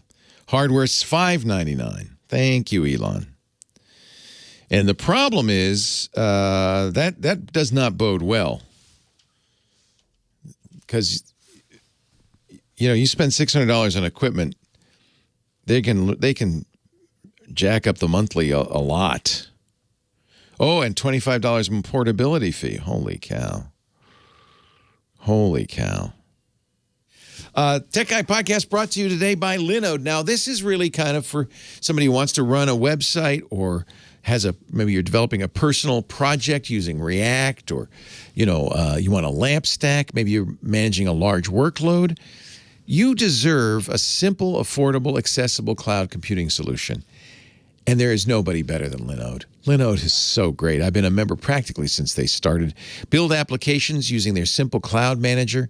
They have a great API. You can even use the command line. That's what I do. I like that. You could scale up or down with standard VMs. You can have a dedicated CPU or CPUs. Enterprise-grade GPUs, too, absolutely, if you're doing AI or ML. With Linode, you get a support experience above the rest because everybody who works at Linode is a geek. Honestly, and they love it, and they love what they're doing. So you're going to get better customer support, people who really know what they're talking about. So you don't have to explain everything. They go, yeah, well, let's fix that. Linode's independence, I like that too. They're not owned by a big company or a hedge fund. They're independent, and their mission is the customer force is the driving force behind everything they do. That's what they care about. And they love what they're doing. They love it. You know exactly what you're going to pay. They make it simple to launch and scale in the cloud. You could start small, grow big, and with Linode's flat pricing across every global data center, an intuitive cloud manager, full-featured API, best-in-class documentation, and award-winning support, you're going to get everything you deserve. Linode makes it easy to manage your applications in the cloud. Great enterprise-grade infrastructure that's proven. They've been doing this for a long time, since 2003, 3 years before AWS. So they know they've got extensive peering relationships they've built over the years, and a next-generation network, NGN, which means they deliver the modern infrastructure. Don't be fooled by their age. They have very modern infrastructure and performance that you need to innovate at scale. Start small, grow big. Start big, grow bigger. Whether you're hosting a website, building an app, storing, or backing up media, yes, you can do that too. You can easily launch and enrich developer applications, hosted services, websites, AI, machine learning, gaming services. Put your CI/CD environment there. Absolutely. Launch and scale in the cloud with their virtual machines. And of course, you can choose shared or dedicated compute instances. And I tell you what, we're going to give you $100 credit right now to be used on any of that, including S3-compatible object storage, managed Kubernetes. G2 Crowd ranked Linode the easiest to use in 2021. That's why cloud developers choose Linode. They make managing complex cloud infrastructure easy and predictable, affordable, with simple bundled pricing, a full-featured API, and the best 100% human support ever. You're going to love Linode. Develop, deploy, and scale your modern applications faster and easier. Get $100 in credit right now. Visit linode.com/techguy. Please do that, too, so they know that you saw it here. I had to convince them. I said, no, we have geeks watching this show. Linode, or listening, linode.com/techguy. Show them. Team Tech Guy, show them. Yeah, we got some geeks out here. Linode.com/techguy. We thank him so much for supporting us. Love you, Linode. Now back to the Tech Guy Show. Leo Laporte, the Tech Guy, 8888. Ask Leo. The phone number. Jill on the line from Newport Beach, California. Hi, Jill. Hello. Hello. Welcome. Thank you very much. What can I do for you? So I deleted an old email, and I want it back. And when I look in my trash, it was more than a month old. I'm using iCloud on Apple. Okay. So how do you get your email? Do you use the Apple Mail program, or do you just use their web browser to get it? I use the Apple web mail program. Okay. So you can also log in, and this is your last hope. You can log into iCloud directly using a browser. Yeah, I tried that. Okay, and you went in there and...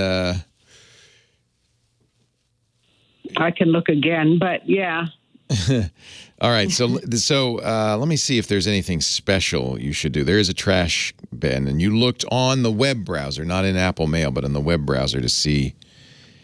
You only have 30 days, by the way, to get it. So if it's more than 30 days, yeah, you know, unless.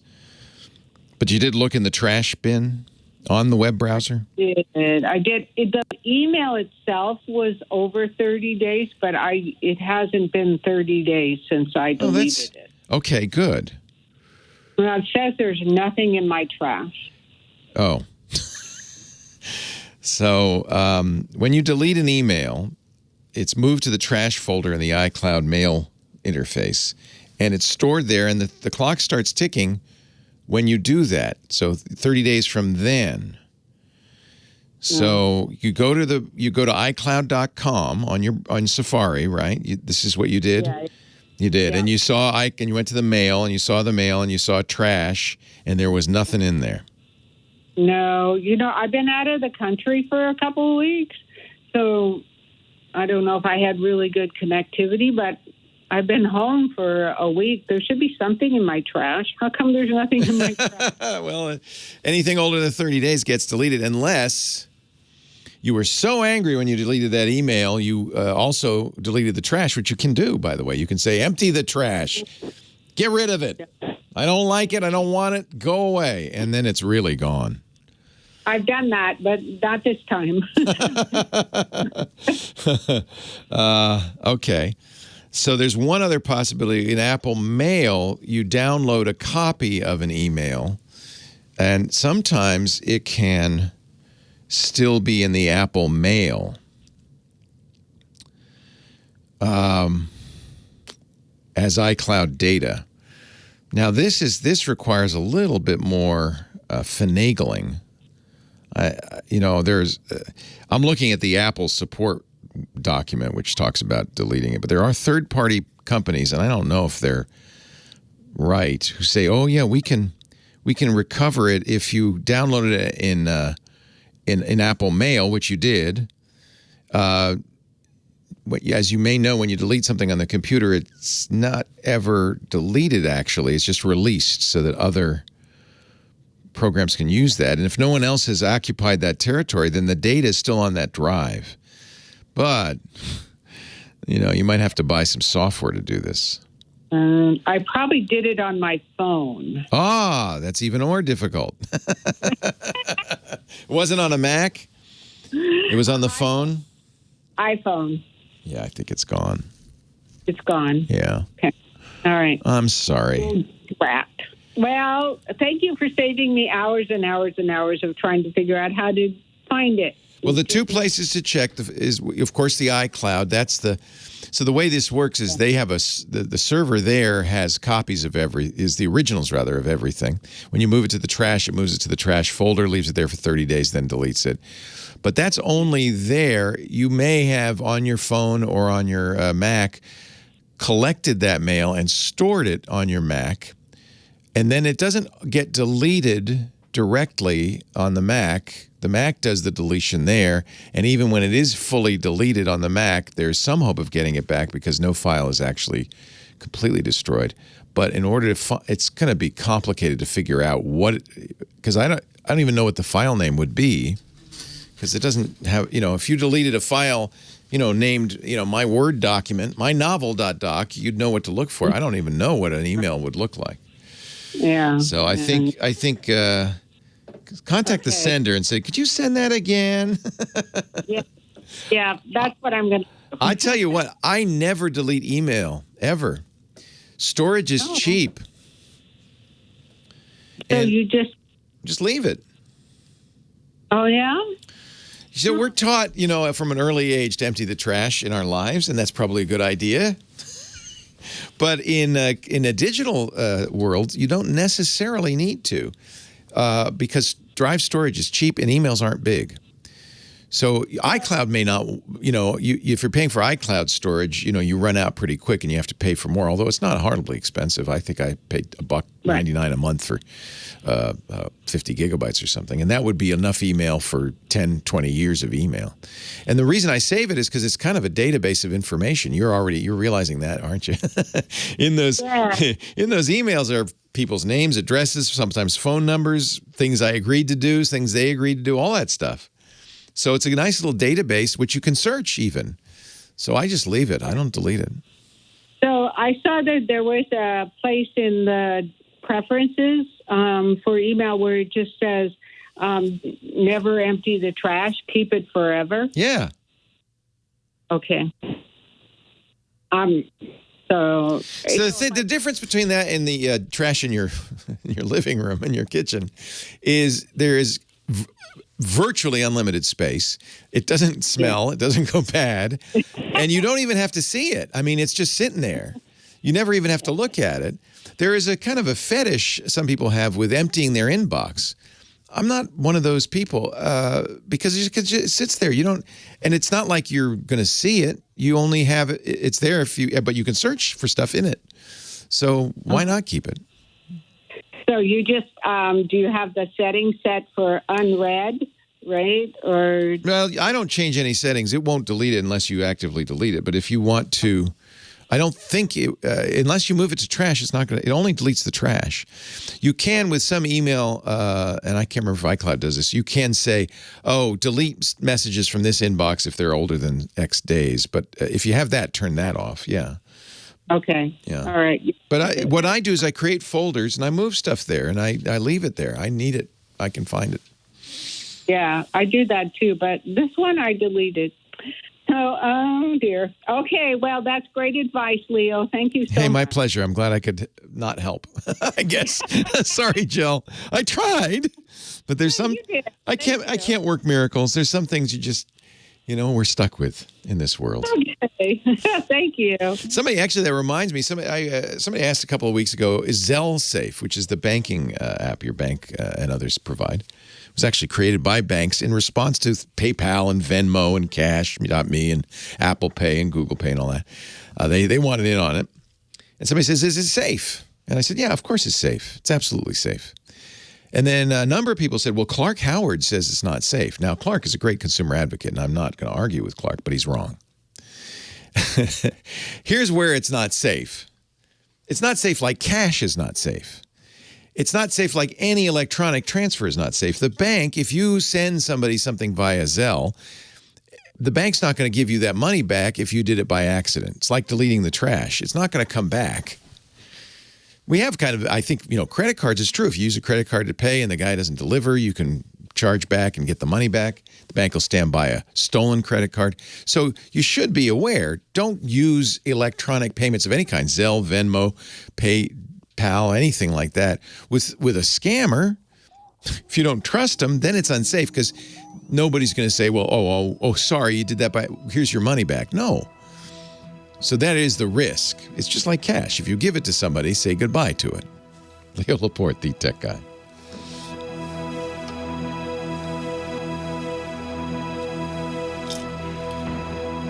Yeah. The reason people think Zelle's unsafe is because you can send it to anyone, and if you make a mistake, you won't get it back. So make sure you're sending it to somebody you wanted to send it to. But that's the same thing if you put a dollar bill in an envelope and mailed it. It's no less safe than any other electronic transfer. Credit cards are unusual. I think that's probably part of the problem. Everybody's, kind of gotten spoiled by the fact that banks bank credit cards. And that's because in the early days, no one would have used a credit card. Everybody was so paranoid, no one would have used it unless the bank said, oh, don't worry, you can't lose any money with a credit card. But that's, that's not normal. Normally, if you send money to somebody, they get to keep it. And why should you have an expectation otherwise? Did you send them the money? Well, yeah. Well, sorry. Yeah, but I want it back. No, No, because guess what? We're not getting it back. Leo Laporte, the tech guy. On we go with the show. Oh, if you had tuned in, I apologize. I should have said something. Last segment. Normally, Chris Marquardt, photo guy, he's traveling. He'll be back, I think, in 2 weeks. I think he's taking 2 or 3 weeks off. But here's the good news. I thought we were going to have no contributors this show because Rod Pyle is at a space conference or something, but he's come back. So Rod Pyle joins us to talk about space in about an hour. Meanwhile, on we go with your calls. I like having more time to talk to you. Brian's on the line from Albuquerque, New Mexico. Hello, Brian. Hey, Leo. How are you? I'm well. How are you? I'm great. I just wanted to say I've been listening to you for over 30 years. I'm 47. Since you were a kid. Since you were a teenager. You were on Dvorak on Computers, I believe. Yes. Yes. And you actually got me. My family was poor at the time, so I used to watch your show, and that's really got me into computers. That's great. So I just wanted to say how great Have you made it your career? What do you do? I actually work for Albuquerque Public Schools in healthcare. Nice. And I do health fairs. Wonderful. And I'm in grad school to be a licensed mental health therapist right now. So, but yeah, that's kind of my career. But I just wanted to inform your listeners. I had tried to cut the cord from T-Mobile. Their prices got really high here recently, and I switched to Mint Mobile. And what I found about Mint Mobile, it's a great service. What I kind of found out was whenever my new month came, you have to download an app to track that or whatever. Right. And so I downloaded the app, and when the month came, it said, your data will renew in 3 days, 2 days, 1 day. Well, when that day came, it said I had zero data, like I'd used all 4 gigabytes or whatever. What? Yeah. So I called support. And this turned into a 3-day ordeal. The people at support couldn't help me. They promised. By the way, I have Mint. They're an advertiser, I should mention. And I haven't had this problem. But it sounds like, these computer systems. So yeah, keep going. What happened? Well, it does have a good resolution, so that's a good thing. Oh, good. I'm relieved. But yeah, so right. So I was on phone with support for 2 or 3 days. They told me they would call me and get back with me, and they didn't. So I decided to go on Twitter. And the power of the tweet. Yes. And in 5 minutes, they had messaged me and said, we'll look into this. I gave them my IMEI, and they gave me 10 gigabytes of data and gave me a free month. Very nice. So it sounds like it was maybe a bad SIM or something weird, huh? Yeah, I'm not sure, but when I called support, they just weren't able to help me, and I was really aggravated. But I just want to I'm inform your listeners. Sometimes if you go on always tweet, you'll get help. Always tweet. It's hysterical because honestly, most of the time, I mean, how many followers do you have? Oh, did I lose it? How many followers on Twitter do you have? Oh, maybe about 1,200. Okay. So, and that's a lot. A lot of people have 50, 12, but that's who sees that tweet. And only if they're on Twitter at that time. Usually, most tweets are, shouts into the wind. But you added Mint Mobile, right? You put them in that tweet, and they saw it. And companies... Yeah, I also put Ryan Reynolds in there. Yeah, good man. Smart. And so companies are very sensitive to this, which just between you and me, I don't know why, because no one sees that. No one saw that tweet. But they, for some reason, they think, we're now, if you call me, for instance, literally a million people will hear you complain about Mint Mobile. That's much more effective than 1,200 followers at best seeing that, right?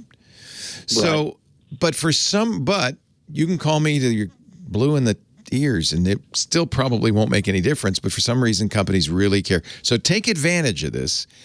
Always, if you're having customer service issues, tweet at the company.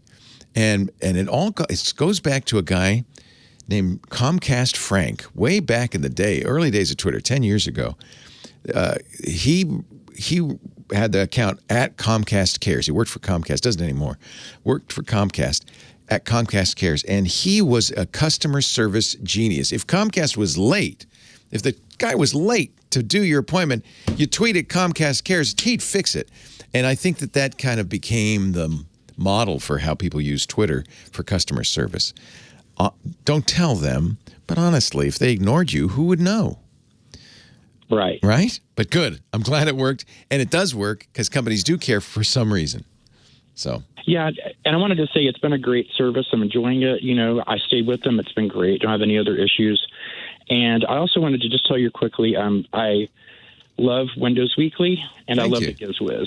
Thank you. So just wanted to pass that along. Thank you. I love watching Paul and Mary Jo every week, and you. It's just a great trio, and I'm a Windows fan, so I really appreciate your coverage. I'm amazed you haven't become bored with me over 30 years. But anyway, I'm glad. Oh, God, no, I love you. I'm glad. You're awesome. Thank you. It's very kind of you. Thank you, Brian. And I'm glad that worked. And I suspect you might have become a Mint Mobile customer because of our ads. So I'm really glad that worked. Yes, I did. That's another thing you can do, by the way. If you have a problem with any of our advertisers, you email me. I go to the advertiser and I intercede for you, so that you could have done that. But I'm glad it got fixed. It's a great service for the price, right? It really is. Yeah. I mean, my T-Mobile, I guess whenever the CEOs changed, the prices went up and their phone coverage changed. Yep. And the prices, I mean, I think I was being charged at least $30, $40 extra. It was insane. And that's a whole other story. But, oh, yeah. The cell companies don't care. They really don't. They're horrible. Really don't. So it's nice to go with somebody who's got Ryan Reynolds, on your side. If Deadpool's helping you out, you're in good hands. Exactly. Hey, Brian, a pleasure meeting you. Thank you for calling. Thanks for the kind words. Thank you so much for what you do. I love doing it. I'm very lucky. Luckiest man in showbiz. Have a great day. Take care, Brian. 8888 Ask Leo. On we go to Dan in Los Angeles. Hello, Dan. Afternoon, Leo. How you doing? I'm well. How are you?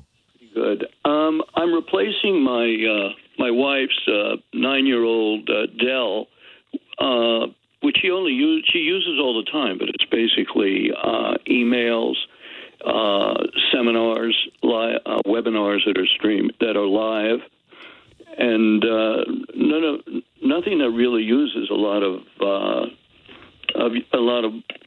space or energy or whatever.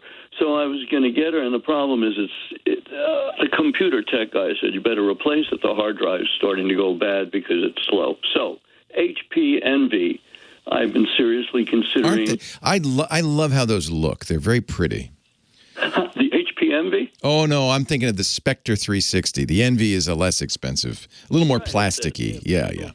There are Memorial Day specials going on for like $400. So nice. For her needs, I think it's nice unless you say to upgrade further. No, it's fine. I mean, what does she do? Just emails and webinars. Yeah, that should be fine for that.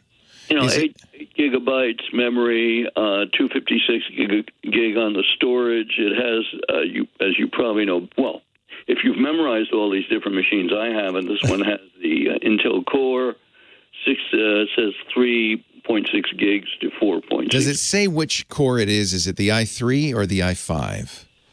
Leo, I went with the i3 because when I spoke to HP customer service a couple of times, people are still working from home, and this person kept putting me on hold to check on my questions, which really weren't that sophisticated. And she started upselling me to an i5 and further say, hey, hold on, this is only for word processing. That's basic use my wife has, and emails. And she put me on hold again. She apologized. She said, oh, no, you're right, an i3. That's nice. She told me to go to the i5. I don't know. Yeah, they make a little more money on the i5. Yeah, I think it's fine. The only thing I might say is Windows is a little tricky for neophytes because of the security issues. You got to kind of keep it up to date. You might look at a Chromebook from HP instead, but if she's happy, I'm happy. It's certainly a good enough machine. Leo Laporte, the tech guy. I kind of push on novice users. I kind of push the Chromebook because of the security issues. The Chromebook is much more secure. Well, she's been using Dell for years. It's not Dell. It's Windows is the issue. If she's happy with Windows, okay. It's okay, but it's difficult to make her switch gears. Yeah. So that's fine. Then the thing about Windows is it's much more complicated than it needs to be for your wife's simple needs. It drives me nuts. I mean, I'm a Mac person, and I was forced to use Windows for some years doing creative work, ads and stuff in this office. Right. I was working, but I'll go. The Chromebook means another learning curve. Yeah. And that's a very strong argument against it. You're going to have, she's just going to make sure that she's updates Windows whenever it needs to be updated. I do all that for her. Yeah. Okay. Well, you're her IT guy. That's fine. Well, she'll get Windows 11, by the way, probably, unless that's an older model that's on the shelves. No, I believe you're right. I believe. Yeah. And Windows 11 is very Mac-ish. It's very pretty. She'll use the Edge browser, which is fast and easy to use. I think it's fine.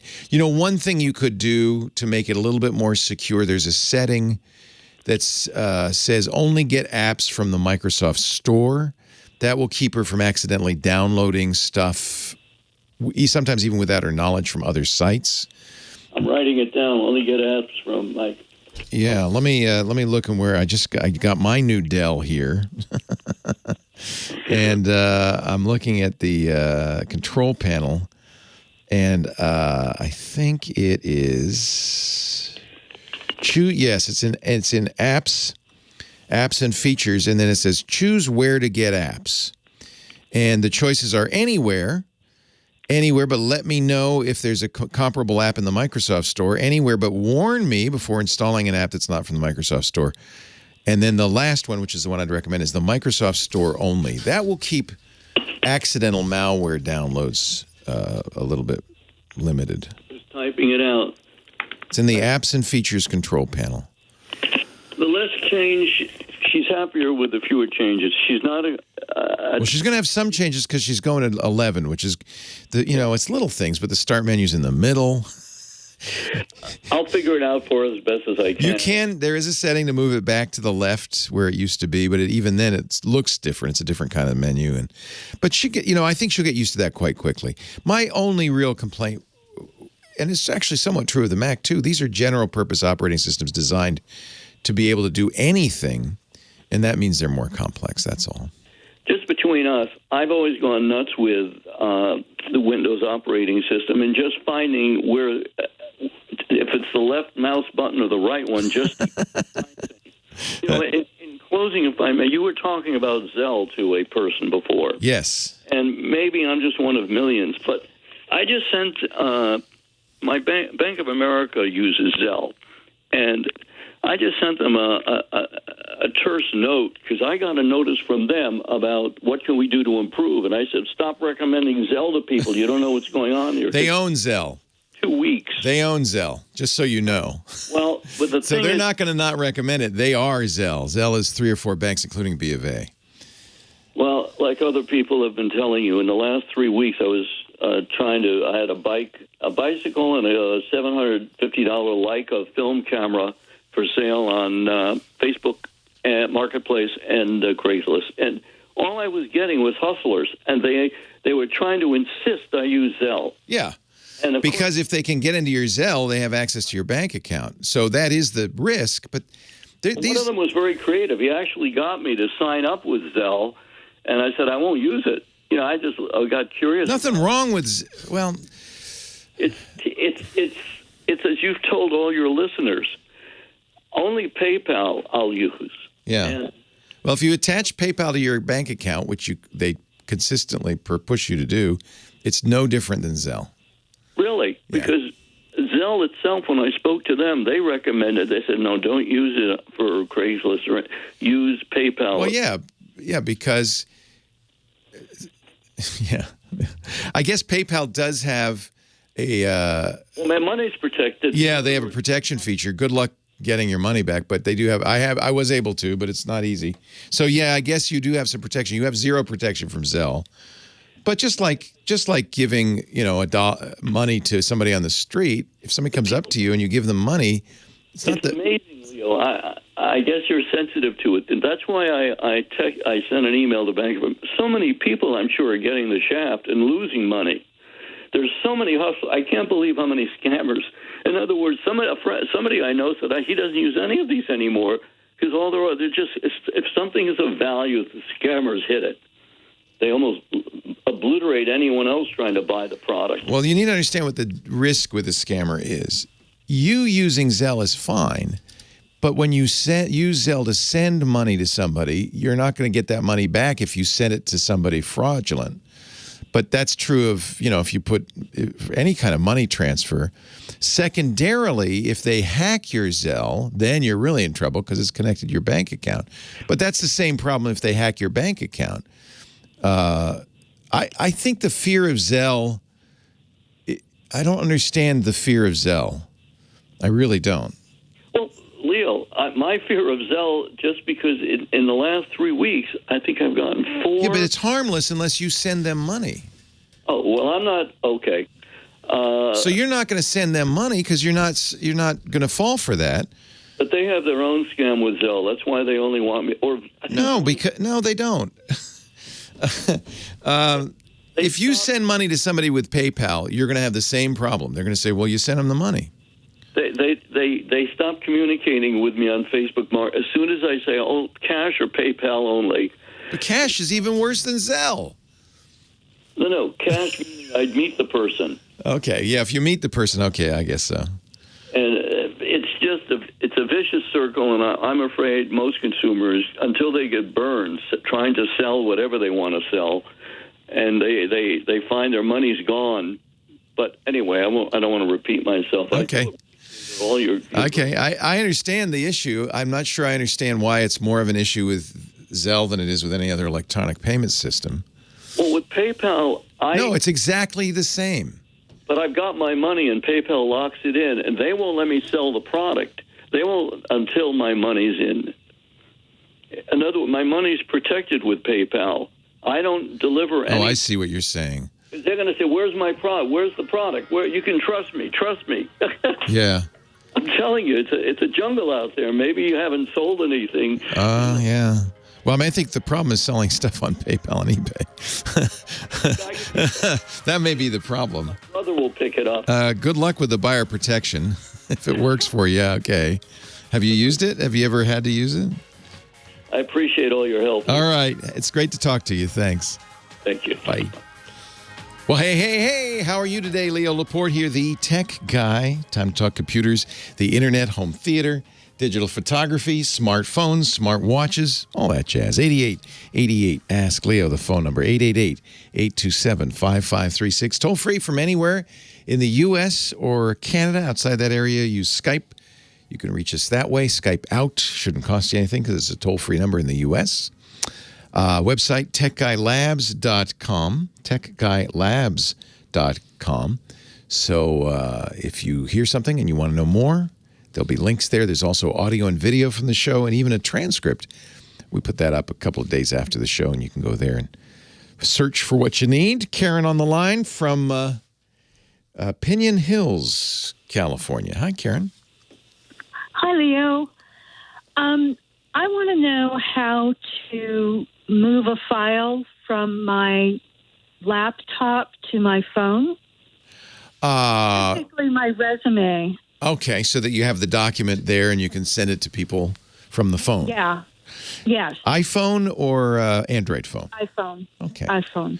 So it's, there are a couple of ways you can do it. I'll tell you what I usually do. is I email it to myself, open the email on the iPhone and save the document, which is the easiest thing to do.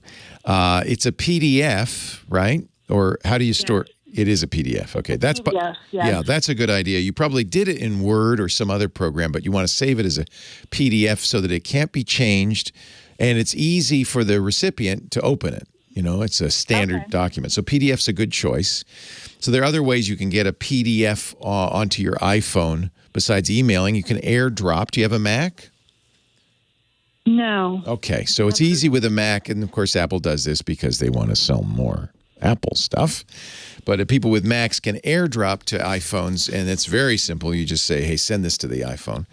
So email, AirDrop.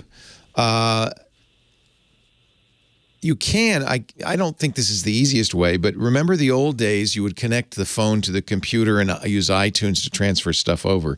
You can do it that way. I don't think you need it. I don't think that's the easiest way. So I'm not going to recommend it. If you have a cloud storage provider like Dropbox, OneDrive, iCloud, well, then you put that on your phone and there it'll be. In fact, that's a good idea because you could put more than just your resume there. You could put any documents you want to access. Just put. You said you have Dropbox? Yes, I do. Yeah, so just get Dropbox on your iPhone. Store the resume somewhere, that you know where it is, and you can open Dropbox. You can actually even do it from the browser, from Safari on the iPhone. You don't even need to install Dropbox, but they do have an iPhone app. So there are quite a few ways that you can get that in there. There are, and I can make it more complicated. Let's not. Let's email it, Dropbox it, or iCloud or OneDrive. Because you have Windows, you have OneDrive. There's a OneDrive client for the iPhone too. So all of that will work just fine. Okay. Okay? Thank you. Good luck. Are you looking for work? I am. Good. What do you want to do? I'm a controller. We should get in touch. You know what? If you're good at this stuff, you should get a job fast. We have gone through so many controllers at our company because there are a lot of people who really don't know what they're doing. Yep. So good luck. I think you're going to find a fabulous job, Karen. Thank you. All right. Take care. Let's go to Maine. My friend Micah, who works on, the Airplane Geek podcast. You got it. The Airplane Geek podcast. I finally got it right. Hooray. Hooray. What can I do for you, Micah? Well, I'm also a Clark Howard listener. I've been listening to him. Okay, good. Let's get this Zell thing out of the way because Clark, he tell me what he says. He hates it. Yeah, well, first, let me tell you, he's not on the air anymore. He only does podcasts. It's a podcast. He retired. Radio. Yeah, and he does daily podcasts that come out daily. And a lot of people listen because I hear from him, and I think that this anti-Zell sentiment comes from him. Well, he's definitely anti-Zell. He's a regular consumer advocate and generally offers very good advice. I agree. He's great. Yes. With Zell, I believe what his concern is, and I'm sure he would be happy to come on the air with you if you invited him at some point. Oh, that's a good idea. We could have a debate. I'm really sure that and I'm really sure he would. He hates the 5 what he calls mega monster banks, and he particularly hates Zell because oftentimes the banks will sign you up for this without your knowledge. And you could have a Zell account and not know it, and if it's hacked, you have no control over it, having never known that you had it. Yeah, but if it's hacked, then your bank is also hacked. Which is true, too. That can happen. You shouldn't be with a bank. So Zell, for instance, I have USAA, which is an excellent bank. They offer Zell, but they didn't sign me up for it. I had to sign up for Zell. But the nice thing is it's in my USAA app. If I want to transfer money that launches, the app says, okay, you want to do it through Zell? And I say yes. Now, one thing with any electronics payment system, PayPal, Zelle, Venmo, Cash.me, Apple Pay, Google Pay, only give money to somebody you absolutely know that's the right person because when you do, you're giving it to them. The bank will not reimburse you. I completely agree, and that's what I do. I don't use Zelle, and my banks will not sign me up for Zelle unless I ask for it and I opt in. But some of the banks automatically opt you in. Then if you're concerned, I agree. You shouldn't be opted into anything like that. And I suppose they've opted you into Zelle. Now you have 2 security issues to worry about, your bank's security and Zell's security. I think... honestly, Zell's pretty secure. It was created by, Bank of America and other big banks. So I don't know of any particular insecurity of it. Although I do know Wells Fargo's being sued. There's a class action lawsuit was launched a couple of days ago over Zell scams. But is the bank liable if you get scammed? I guess that's the real question. I believe the bank is liable if you get scammed if you're opted into something you didn't know you were there. Yeah, maybe you're right, Micah. That's a good point. Yeah. And if they created the device or the app that you got opted into, then they're liable for the app as well. So here's the scam. This is what the lawsuit's all about. It's a class action suit. Zelle, according to the complaint, has become a favorite among criminals. The way it works, a fraudster, impersonates your bank, okay, and then tricks you into sending them money. Now, in my opinion, if that happens and they pretend to be Wells Fargo and you send the money, but they're not Wells Fargo, is Wells Fargo liable to repair your loss? No, I would say no. How do they have anything to do with it? Well, they may have created the app, and I don't know necessarily how they were impersonated, but it depends on their security. But the other thing... Well, but no, it's an email. So it's an email from, anybody can send an email that looks just like Wells Fargo. And it says, click this link. Let's say you're overdrawn. In order to not close your account, you need to send us $100 to make your account whole, or $500. Click this link. It's got a button that says Zelle. You click the link. You use Zelle because I guess you're already signed up for it, and it sends it to the bank, except it isn't the bank. It was some guy pretending to be the bank. I don't see how anybody's liable for that. I can't imagine. I can't explain it. I know that Clark Howard is adamant about it. He's usually pretty good. And you mentioned it yourself, Leo, with PayPal. Yeah, you have to jump through hoops, but I've gotten money back through PayPal, and you can't do that through Zelle. Well, if somebody said to me, and this has happened to me, I got an email, I mentioned this before, a Gmail from a guy saying, I'm your gardener. I got waylaid in Austria. I'm on vacation. They took everything. Can you send me $1,000? And as soon as and he knew my gardener's name because my gardener's Gmail had been hacked, or it was probably Yahoo Mail. And he knew my gardener's name, and I might have been tempted to send him money. Would I? But there's no one to make me whole if I do that. However I send it, PayPal, Zelle, credit card, check, cash, Western Union, you send them money. Don't send money to people you don't know.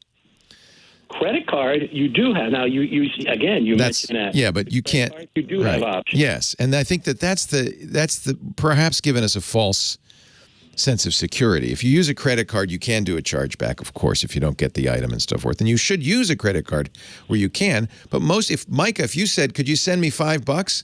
And I said, sure, Micah. I can't. You're not going to use a credit card to do that. You're going to use Apple Pay or Google Pay or Zelle or PayPal or Venmo. And all of them have that same problem. If it's not Micah I sent the $5 to, good luck getting it back. Well, that's okay, Leo, because I'd never ask you for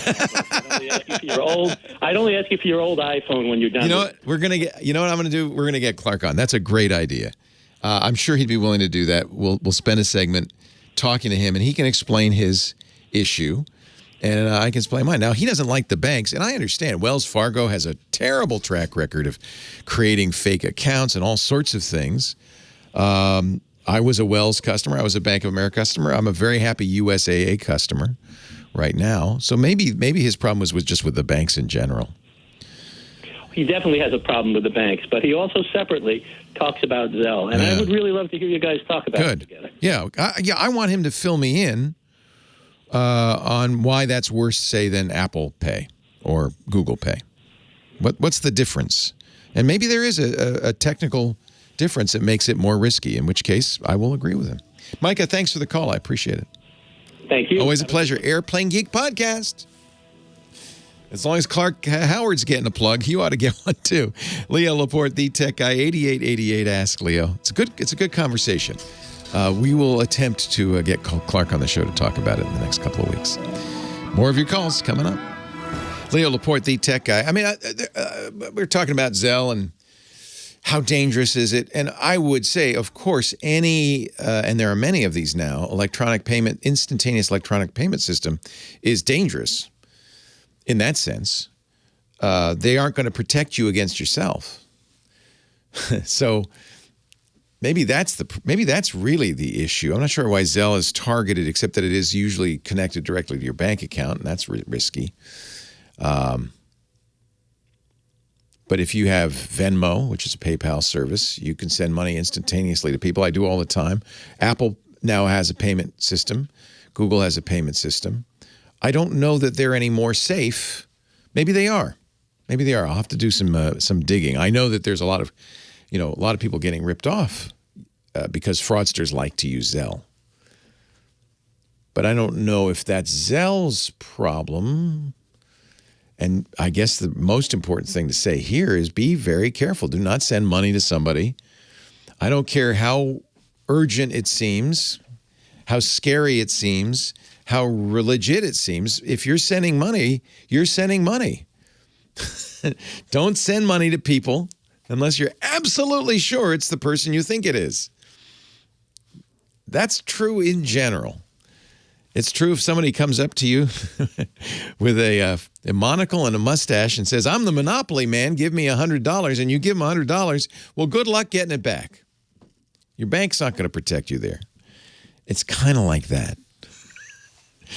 I admit that's risky. We live in a modern world. I may be a little insensitive to the issue because I use electronic payment systems all the time, as do many young people. I mean, Cash.me, Venmo, these are really popular. If you're under 30 and you go out with your friends to get a bite to eat and you're not going to pay their check, but you don't want separate checks, you just say Venmo me. Now, I'll tell you, there's another issue with Venmo or Cash Me or whatever the system is that you and your friends use. There's another issue with Venmo. I don't know if people are aware of.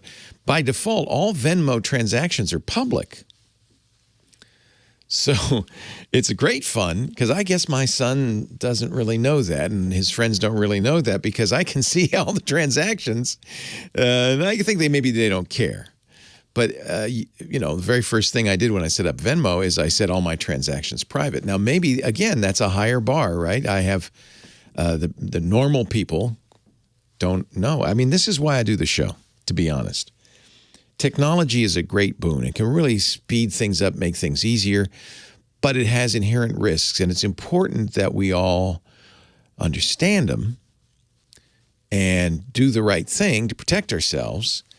But we do that in order to use these nice, fast, simple systems. Electronic payments are great. It's very nice that I can quickly transfer money to somebody.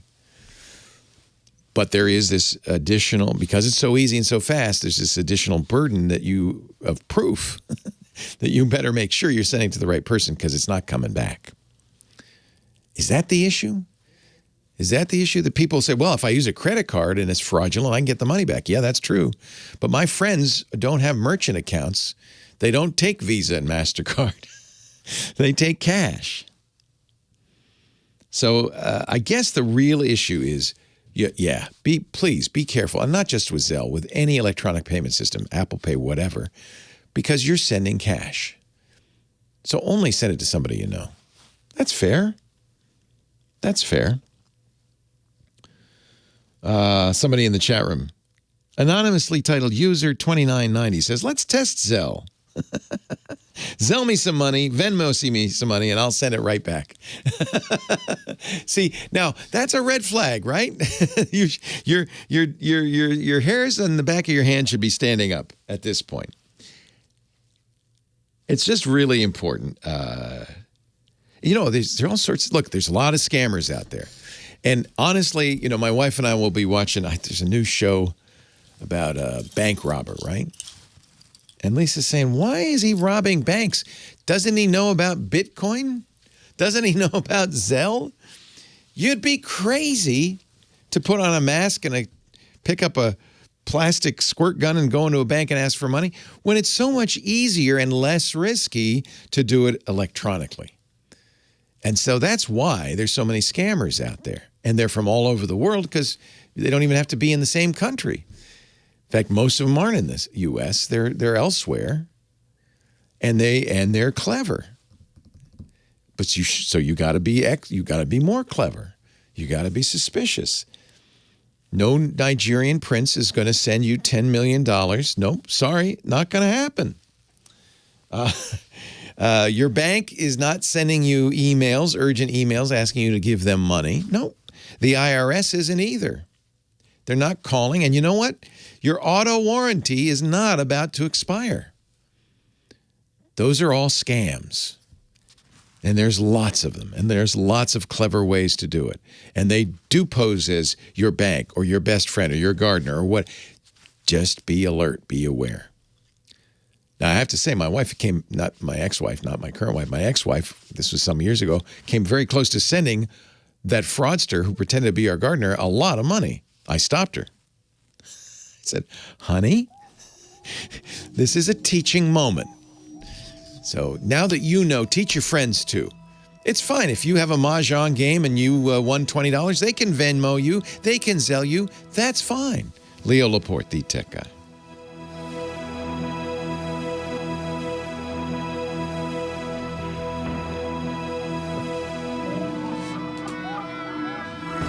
Rod.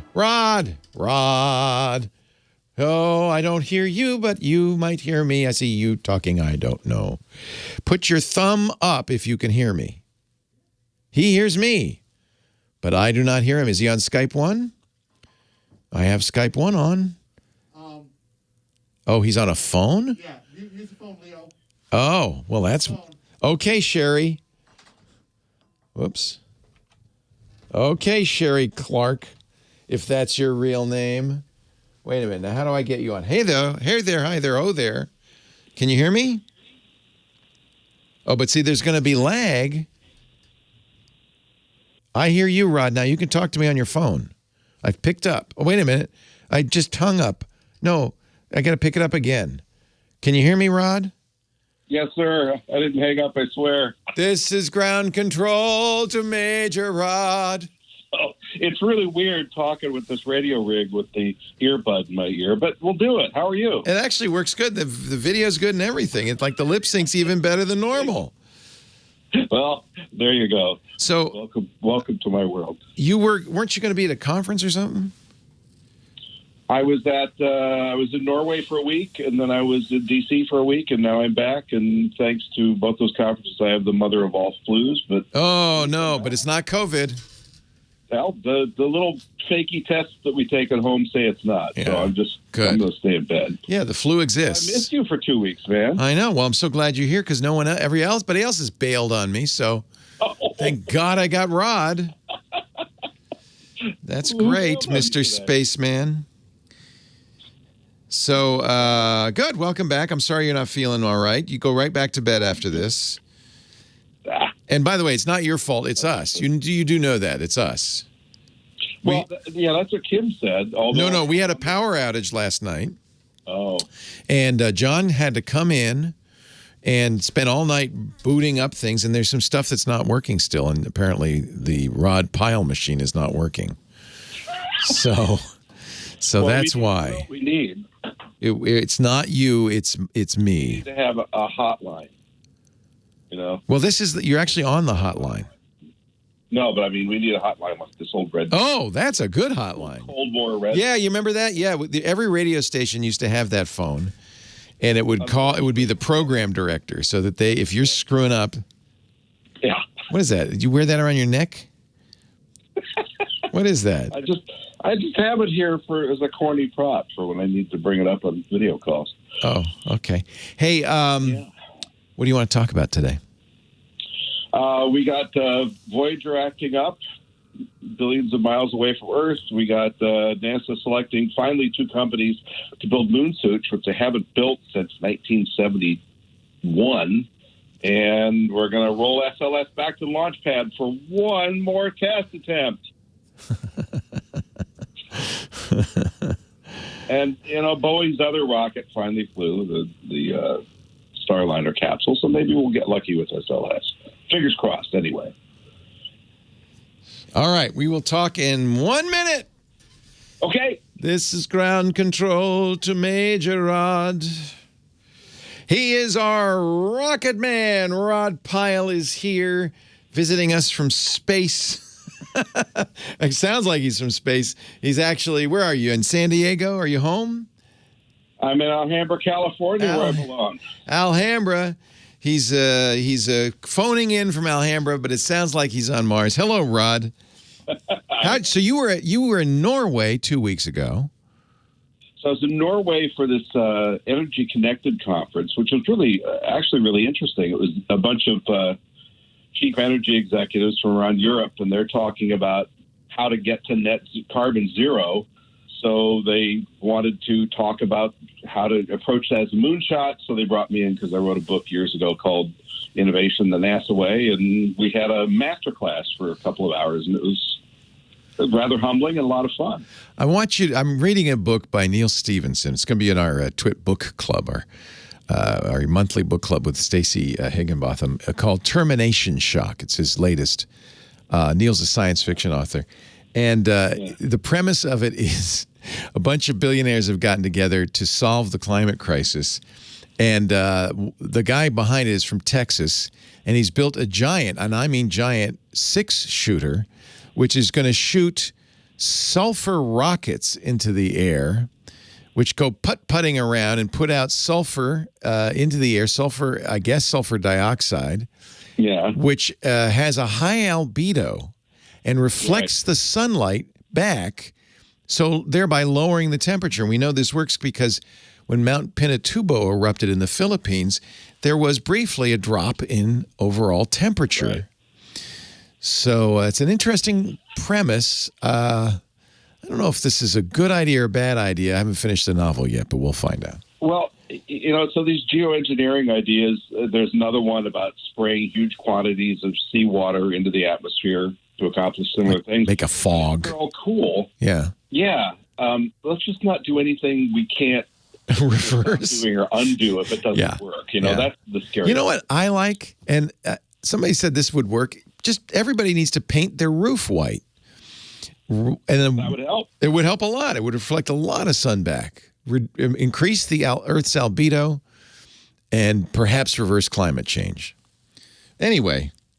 That's one way to go after it. I also like the idea of beaming down solar power from orbit. There are some detractors, but there's a lot of governments getting really interested in that. I mean, it started here in the U.S. in the 70s, and like so many things, we didn't capitalize on it. We said, well, let's shelve that and we'll look at it later. And, we're humans, and I'm definitely one of those. Some of us work better under pressure and challenge. The only problem is this is such a severe challenge that if we fail, it's going to be catastrophic. But maybe the challenge of climate change will stimulate some amazing solutions. At this point, we'd like to see some innovation. We'd like to see some international collaboration. And if anybody could do it, although it would be a tough marriage, it'd be us and China. Us and China. Well, if China doesn't do it, it's not going to make much difference. Everybody got to do it. So what did you do in D.C.? Because that's where you were last week. Yeah, so that was the National Space Society's annual International Space Development Conference. It was our first one in 3 years, so there was a lot of people desperate to hang out and talk about what you and I talk about. And so that was 3 days, and it was a good time because I always end up moderating some panels and giving some talks and doing some tracks. So it was nice. So and I really enjoyed it, but it didn't give me a chance to get over jet lag, and I came home. Quite all right. Quite all right. This show for you is a hobby, not a job. It's not a mission. This can be your hobby. Speaking of missions, yes. Voyager. Oh, Voyager 1, our favorite long-distance spacecraft that's 14.5 billion miles away from Earth, with a one-way radio signal time of 20.5 hours, which is a long time for a little radio wave to be traveling in space. Seems to be a little confused. There's some concern sending mixed signals. So it seems to be operating normally. And from what they can tell, the dish is pointed directly back. But because if it wasn't the data is wacko. So Steve Gibson has a theory. Yeah. He says this is the farthest man-made object, right, away from Earth ever. He says it's traveled outside the simulation. So, because I mean, as big as the computers are that are doing the simulation, they can't go 14 billion miles. That's a lot of data. So there's a point at which it stops calculating. And that's why we're getting random data back. How far does Minecraft go? Even Minecraft is not infinite. Is it or is it? No. That's a good question. No, it's not. I know. I run some servers. So appears to be sending back, either kind of randomly generated data or we don't know what. And it could have been something, it just got scrambled. It's amazing that it's worked so far, right? Yeah, and it's amazing that it's still perfectly oriented back towards Earth and yet doesn't really know where it's pointing, apparently.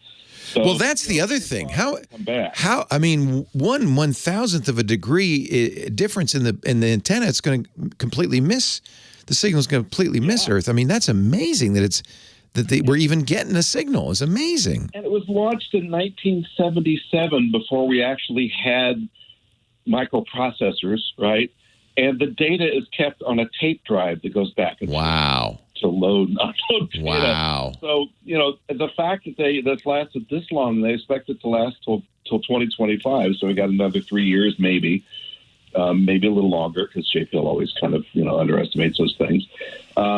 It's just incredible. And it passed through the heliopause in 2012. And yet, so the heliopause is the boundary of the immediate solar system out past Jupiter, right? It's where the solar wind and the pressure coming from the outer cosmos balance out. And it's this kind of weird, crenulated, strange area. But the Oort cloud is the extension of the solar system where all that ice and gas and junk that's left over is orbiting. It's going to take 300 years to reach that and 30,000 years, more or less, they don't know exactly how long, to pass through it. So that's the real extent of the solar system. I mean, it's incredible. It's actually leaving the solar system. And the simulation. It's an amazing thing. Yeah, the simulation. Only Steve. Hey, how's the moon project going? Are we going to go to the moon? You betcha. Okay. So tonight they're starting the rollout of Artemis, good Lord, the SLS rocket one more time. And see, I always think of the SLS as the space shuttle. Space launch system. Yeah. Space launch system. Yeah.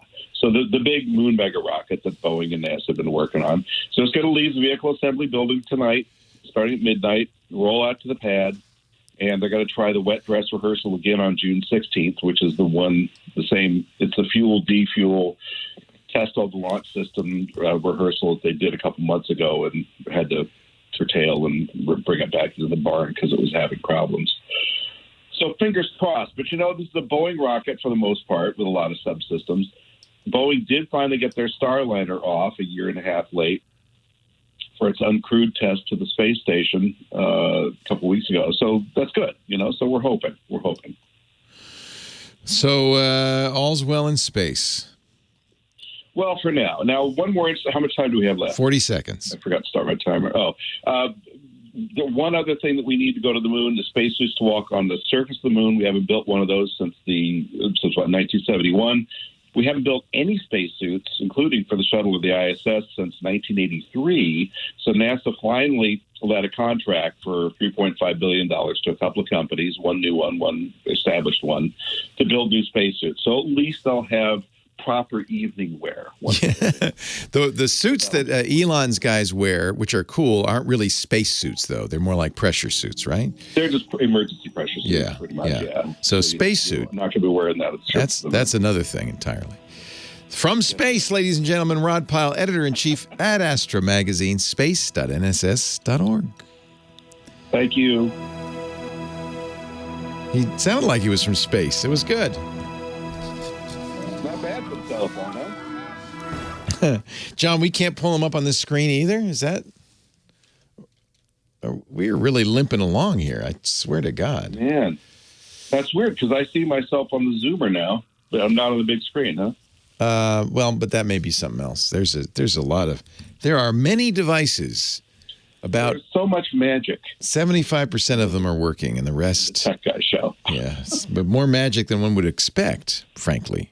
Man, I didn't realize it was that big a deal when you lost power, but I guess it makes sense. I don't know why it shouldn't be. Everything should have come back, but John had a power cycle, a bunch of stuff, and that's complicated.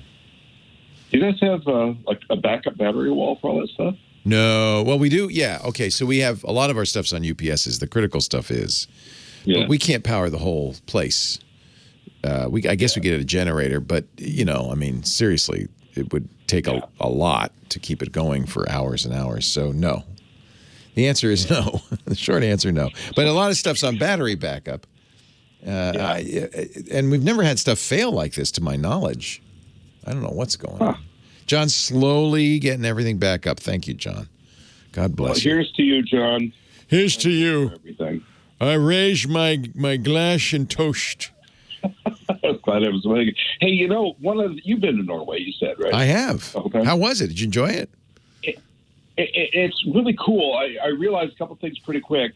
A country that size with 5 million people is a very weird thing for California because there's like hardly anybody there. They're all in Oslo, right? Yeah.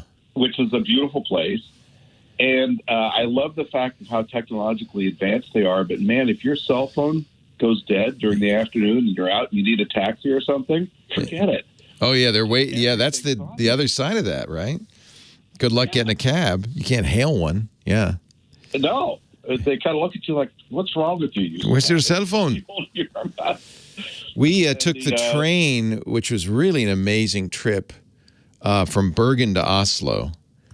And yes, a lot of wilderness. In fact, it's where the ice planet scenes, the planet Thoth scenes, were shot in Star Wars. And it was I really enjoyed it. Lisa says never again.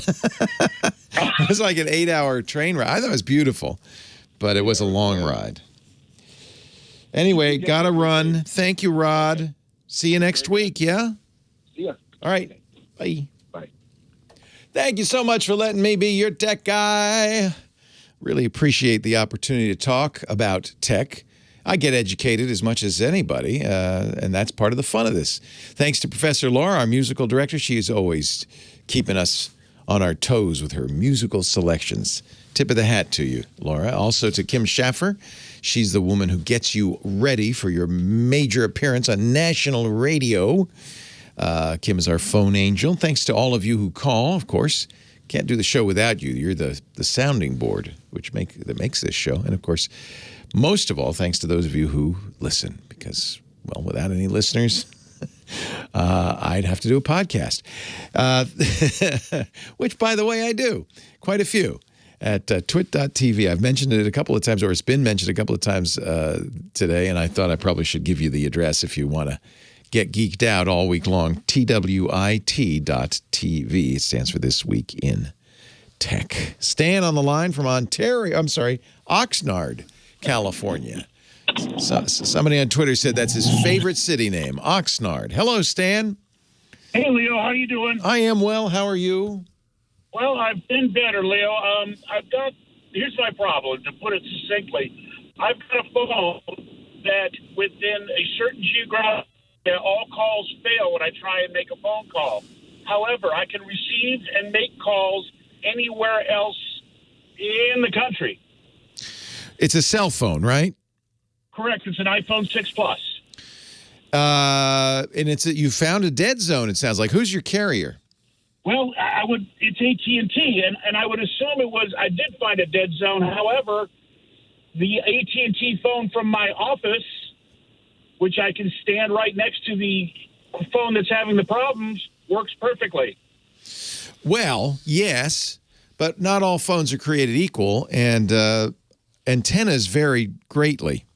So it could very well be that the 6S just doesn't have enough antenna to work in that area, or it's on different. It also, maybe even more likely, it might be using different frequencies. That phone from your office, what is it?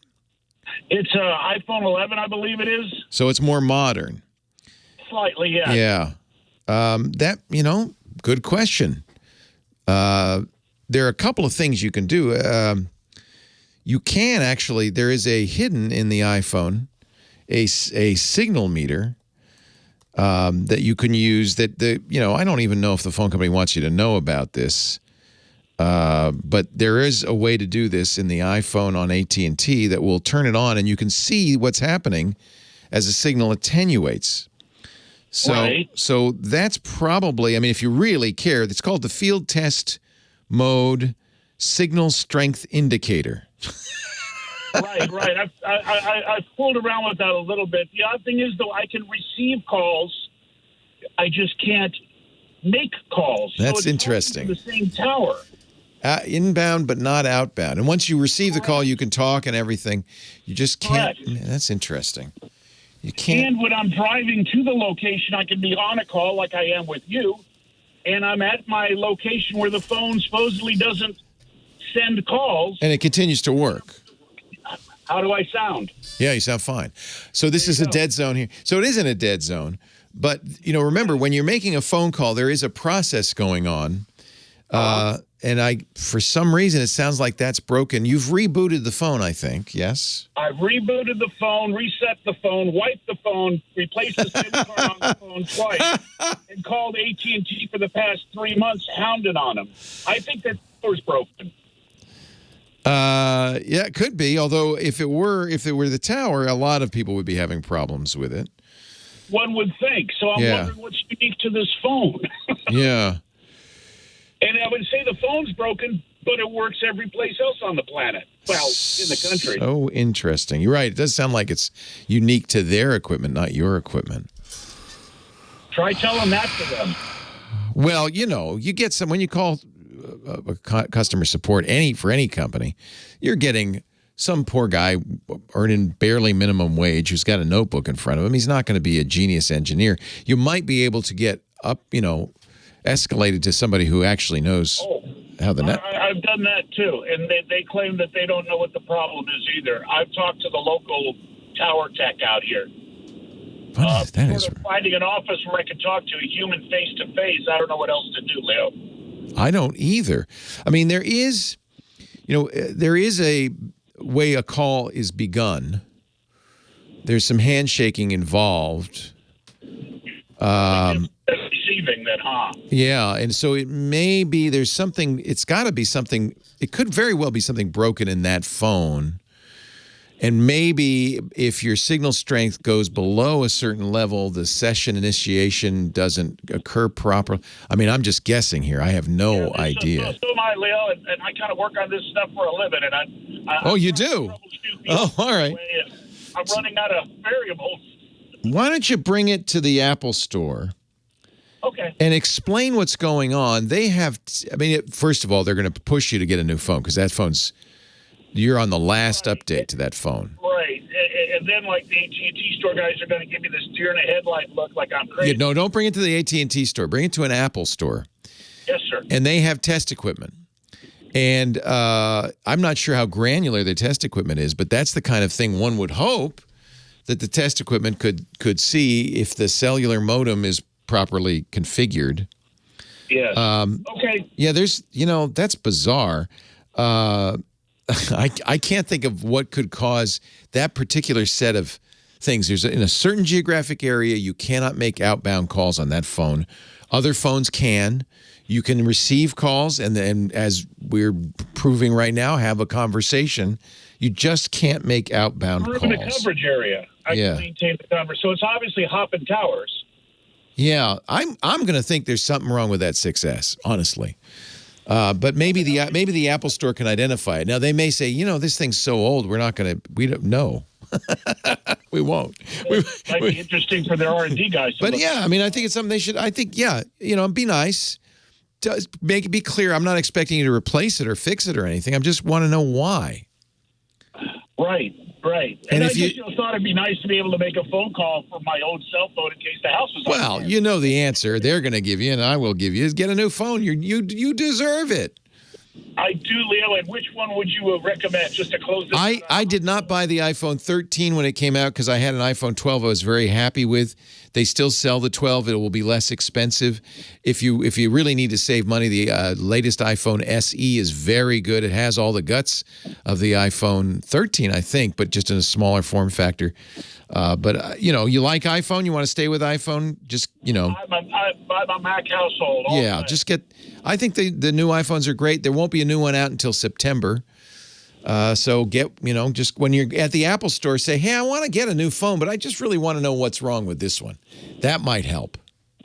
Okay. That might help. Hey, thanks. I love the show. Appreciate everything. Hey, it's great to talk to you. Thanks, Dan.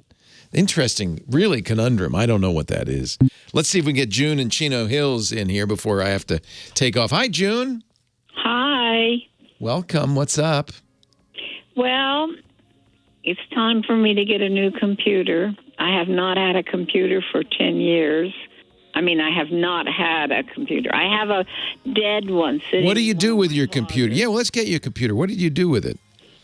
I am going to be doing printing of writing and printing memoirs of family members. And Kim tells me you want Windows. And yeah. Okay. I'll tell you the names, the big names. And I have a Dell right in front of me I just bought that I love. The Dell XPS. They're great. 13, 15. They're excellent. 13, 15. 13 is the size, so they make an XPS 13, or if you want a little bit bigger screen. 17, 15. I think they might even make a 17. You want a big screen. You can always attach a big screen to my it. age, Yeah. eyes. You can always attach a big, but they do make a 17, and I think those are very, very good. Hey, that's it for me, Leo Laporte, the tech guy. Have a great geek week. Yeah, I like the Dells. I'm sitting in front of the brand new XPS 15. What model of Dell? XPS. XPS. And they make an XPS 17. When you go to the website, I would choose the new XPS 17 because that has the latest Intel chips. You don't need anything more than an i5, so that's what I would get. That's the processor, the i5. And they start at 8 gigs of RAM, but it depends on how much money you have. If you can afford a 16-gig computer, that's going to get you about $2,000. I would do that. Okay. Yeah, I can do that. Yeah. So 16 grams. 16. So here's the specs. For anybody. You're getting it from anybody. Intel i5 and 12th generation, if you can get it. Dell has them. There might be a little delay in getting it because, the supply chain, blah, blah, blah. Yeah. 16 gigs of RAM. That's how much RAM you want. 16. Okay. And then I think you deserve, and they're not much more expensive, a terabyte drive. But you know what? I'm looking at these. The fastest drive is the 512 gigs. And you know what? That's probably going to be plenty of room for you. So 512 gigs because it's the NVMe, and that's $19.49, what I just said to you. Okay. And it comes with the latest Windows 11, which I think you'll like. It's pretty easy to use. Okay. Now, I also need a printer, and I want to get, and software, I want to get calligraphy, writing, and nice. Borders to put around the calligraphy. Oh, so you want to print out like cards and stuff? Yeah, I want to print out, and if I get pictures and I can print around the pictures, that would be good. Oh, I love that idea. So what kind of printer? The best quality photo printers are inkjets. Yeah. They have color. Yeah, and they'll do photo color on the right paper. And I like, for those, I like the Canon Pixmas, Pixma. But look for one that's a photo printer. Yeah. The problem, of course, with inkjet, if you don't use it all the time, it gets clogged. But but for photo printing, you've got to do that. Yeah. Epson sells good photo printers too. And let me see if they sell them with eco tanks, because that's nice. Instead of buying lots of new cartridges, you just fill up a tank. So I think the Epson Expression Photo, although, wait a minute, they do have an EcoTank Photo. That's a little more expensive, but it comes with a year's worth of ink, or maybe 2, depending on how much you print. And that's going to give you very nice quality. That's the ET as in phone home, the ET 8500. 8500. And it comes with ink, and you put it in the tank, and then you don't have to buy cartridges all the time. And and PC Magazine says they do it the best photo quality. Of course, Epson. Yeah. Yeah, they're pretty good. Now, well, they used to be an advertiser. They're not anymore, but that's okay. I still recommend them. Yeah. And then the other one is the Canon Pixma. But I think this Epson, that's pricey. It's $700. But again, you don't have to buy cartridges for a year or two. No, so that's, you don't. That's like $1,500 worth of cartridges. So yeah, it actually saves you. Yeah. All right, let me read this back to you. Dell 1315, but I'm going to look for the 17. Yeah, so you want the X. This is what you want, the XPS 17. The number is the size of the screen. So there's a 13-inch screen, a 15. XPS 17. 17, that's what you want. The new one. And i5 processing. Yep. Or processor. Yep. And 16 gig or Yep. 15 gig. 16. 16 Sweet gig. 16, yep.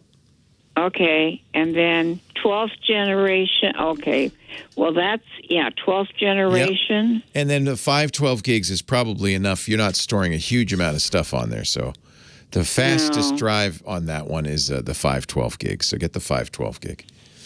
Yeah, well, I can always put it on a USB. That's right. That's right. You know that. Right? Yep. And that way save it in case I need 512's to save it to somebody. 512's plenty because you only could put the stuff that you're working on right now on there, and everything else you can keep in the cloud or on an external drive. That's exactly right. Okay. And then the printer. Right. And then the Epson is the ET 85,000. Yep, 8500. That's what I've got. $700 or more. Yeah, so you're going to spend with tax about $3,000. Okay, that's all right. This has been a long-term project. And you're going to have so much fun doing it. Just be prepared. Everything takes forever to get now. It might take a month or two to get it. Yeah, okay. Well, I have to spread it out anyway with the money. Good.